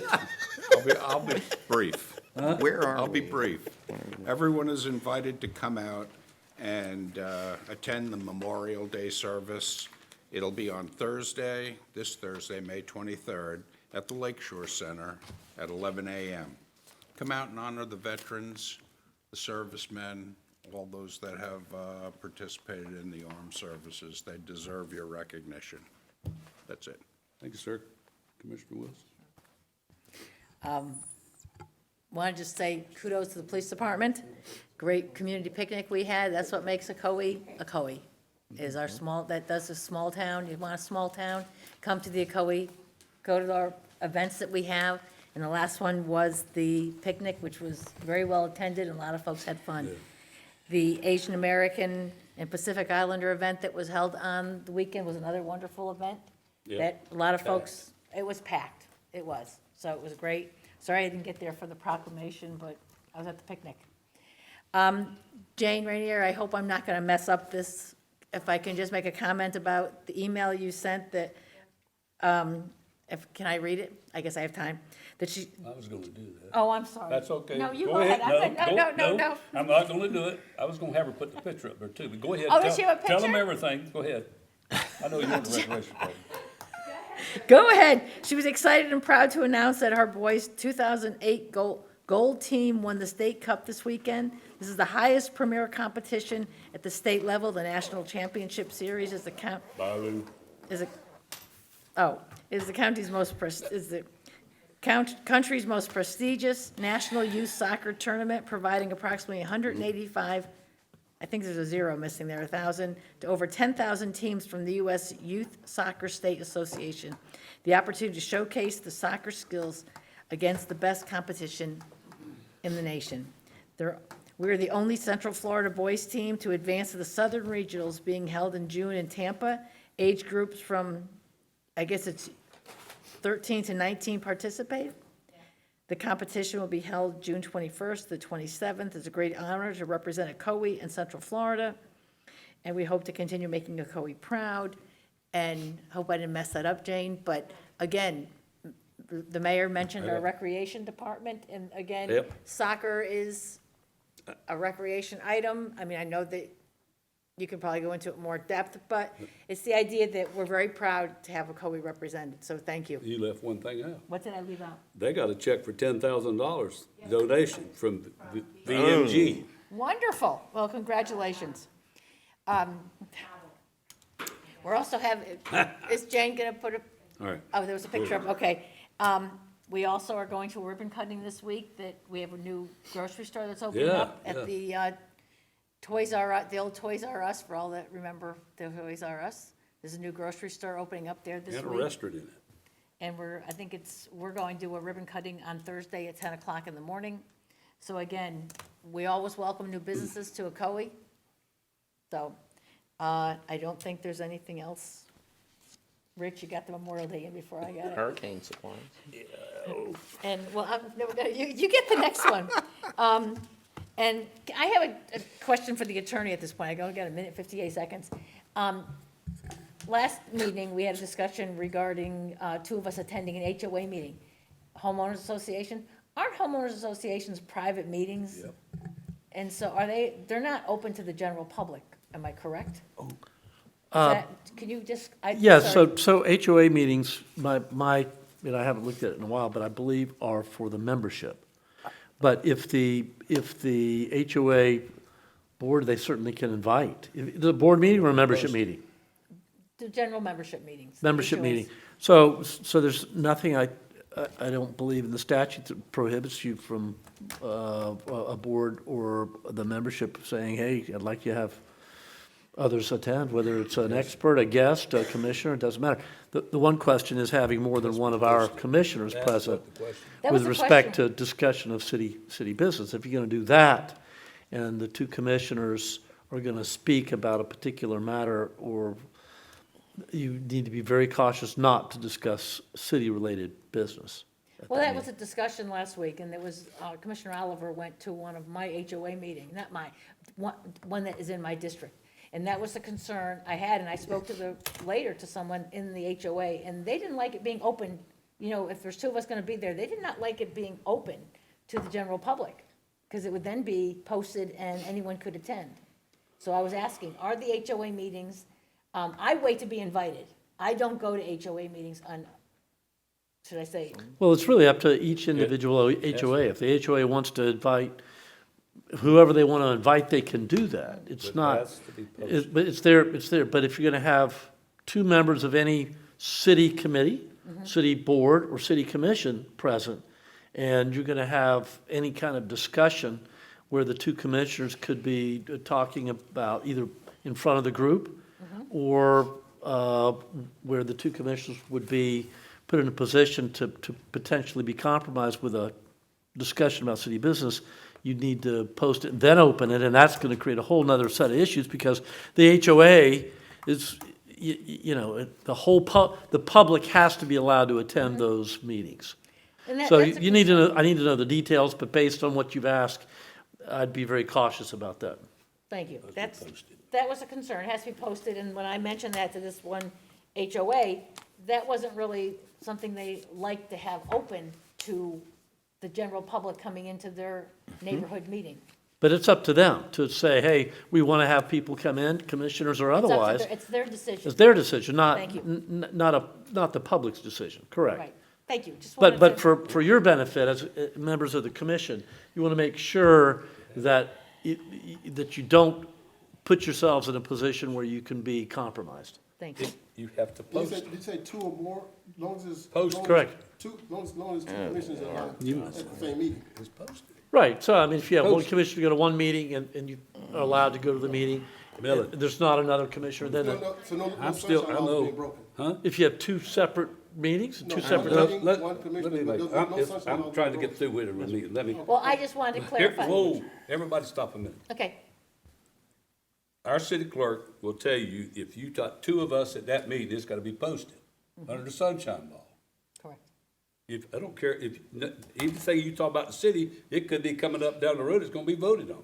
So you can't decide what it is. If there's two of us at the same meeting, you gotta post it. So we need to notify the That's clerk right. that we would be attending. And the other thing is, we talk, go ahead, Scott, I'll bring this other up. Yes, sir, that's that fine. you brought up earlier too. So, Mr. Arterman, you're going to love this. All right. I am an expert witness on HOAs. Super. I am both a commissioner and an HOA president. And the answer is that a HOA meeting is a quasi-judicial meeting. And board members of an HOA are quasi-judicial members. And an HOA is a members-only association dealing with land rights. So the same rules apply just as to the hearing that was proposed here. That's totally separate and has nothing to do with notice requirements for commissioners. That's a Yeah, totally for the city. separate, with sunshine. Sure. So that's a separate issue. And yes, you have to, if two of you are in the same place, you have to notice that separately. But no, you have to be invited to an HOA meeting if you're not a member. It's a members-only organization. I want to talk about something. I want to thank those of you who are still here. Thank you. You know, this is our government. This is our democracy. The mayor and I are good friends. And when I took this job, he said, you know, you and I aren't always going to agree.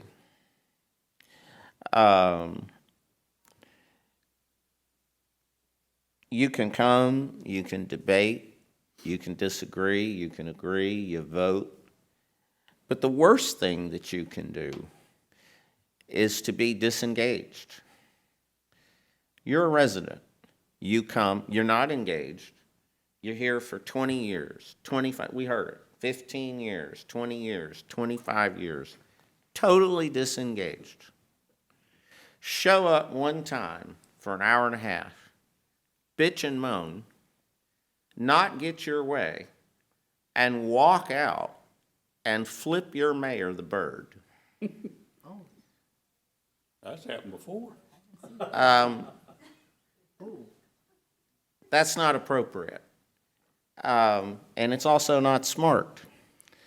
I started coming to an HOA meeting 20 years ago because of an issue, frankly, that the mayor and I disagreed about, a fifth gate for my neighborhood that wasn't in the PUD.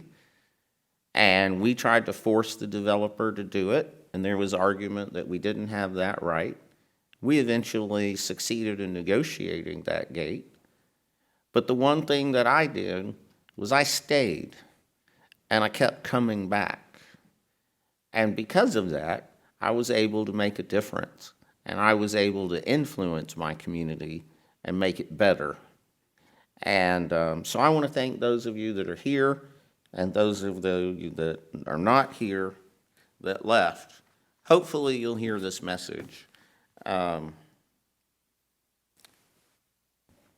It's just a problem with our city, with our country, with our nation. We're disengaged and we're not participating in the process. This is the process. This is how it works. Speaking of process, Commissioner Oliver, this is the second time that you have regaled us with news of your conferences with Orange County government. And the last time that you did it, and I questioned you, you stated that you were merely meeting with staff. We have a rule. You know, we just spent time getting a consensus so that our assistant city manager and his staff could meet with the county on land use issues and rural boundary issues, and which is their job. And we have a rule that only the mayor may represent the city to outside agencies and other officials. And you continue to do what you did when you were here the last time, which we made a rule against, which is to come tell us, I met with the county. I met with the mayor. You don't negotiate with the county for us. You don't represent us to the county. And I'm fed up with it. And I don't know what I can do about it. I don't know if I can do anything about it. But I'm going to instruct staff and the city attorney and the mayor, that is his prerogative, to investigate what can be done to put an end to this, because I've had it. And I've asked you, and you've been asked by the city attorney to stop. You misrepresented, in my opinion, what you were doing. And it hurts our city. It's just as bad as the citizens being disengaged for one person to take matters into their own hands and go represent this city based on their own personal interest. And it's not right, and it's going to stop. That's the end of my comment. Well, I think there is a rule in that thing about, there is a way you can sanction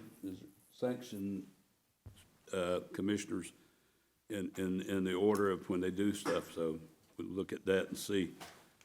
Things don't change, Commissioner Kennedy. It can't change when they got it in them. I apologize to anybody if I said the wrong words. I didn't do anything to get shot at bird at, but I've been shot at them before, so that ain't no big deal. You know, I've been said a lot worse than that. I got shot at before too, so that's another thing, you know. Well, I was in a war zone, that don't matter. But, so I don't worry about them. What I worry about is people that talk bad about, get in a public meeting just to come to talk about trying to say something. And we want you to say something and do something, but why do you have to make these remarks about what kind of city it is and then you live here? I heard some people was brought here by somebody else a few months ago, or a year or two ago, that stood right over in that corner and said how much she hated this city. They hated it. They didn't like it. But they've been living here 13 years. Listen, we're all sitting up here trying to do a job. Some of us are going to vote for, I believe what's going to happen here, and you can watch it for the next few months. There's going to be no votes on development from somebody. It's going to happen. Because that way you can pick up votes. If you vote no, when you got all the people sitting in front of you, you can pick up votes. And that's what's going to happen. You got to be able to sit up here and vote what's right for the city. I mean, you might not think it's right, but all these staff we got here, we pay them money. They're professionals. They know what they're doing. They know what they're doing when they say that about the traffic study. You hire people that are licensed by the state, just like you are. They know what they're doing, and that's what we have to count on. We have to have that. Listen, everybody in this, I don't know what's happening. Winter Garden is booming from door to door, and you know. Popka's booming door to door. Windermere's booming. Go to Oakland. That place is 3 times what it was. But you got to be able to sit up here and make the decision whether they like it or not. Then they can go out and shoot a bird at you, whatever you want. But when you do that, you're just showing your IQ, as far as I'm concerned. You know, that's how smart you are. But I would tell you that you watch what happens in the next few months on our development deals. You're going to see that happen. Remember what I'm telling you, because it is going to come from somebody here. They're going to vote no on any kind of development we do, no matter what we do, know what it is. And I'm going to start reading something every meeting. I would read you about the church, but I don't believe I need to bring that into politics. Self-control is strength. Calmness is mastery. You have to get to a point where your mood doesn't shift based on the insignificant actions of someone else. Don't allow others to control the direction of your life. Don't allow your emotions to overpower your intelligence. Morgan Freeman. Good night, folks.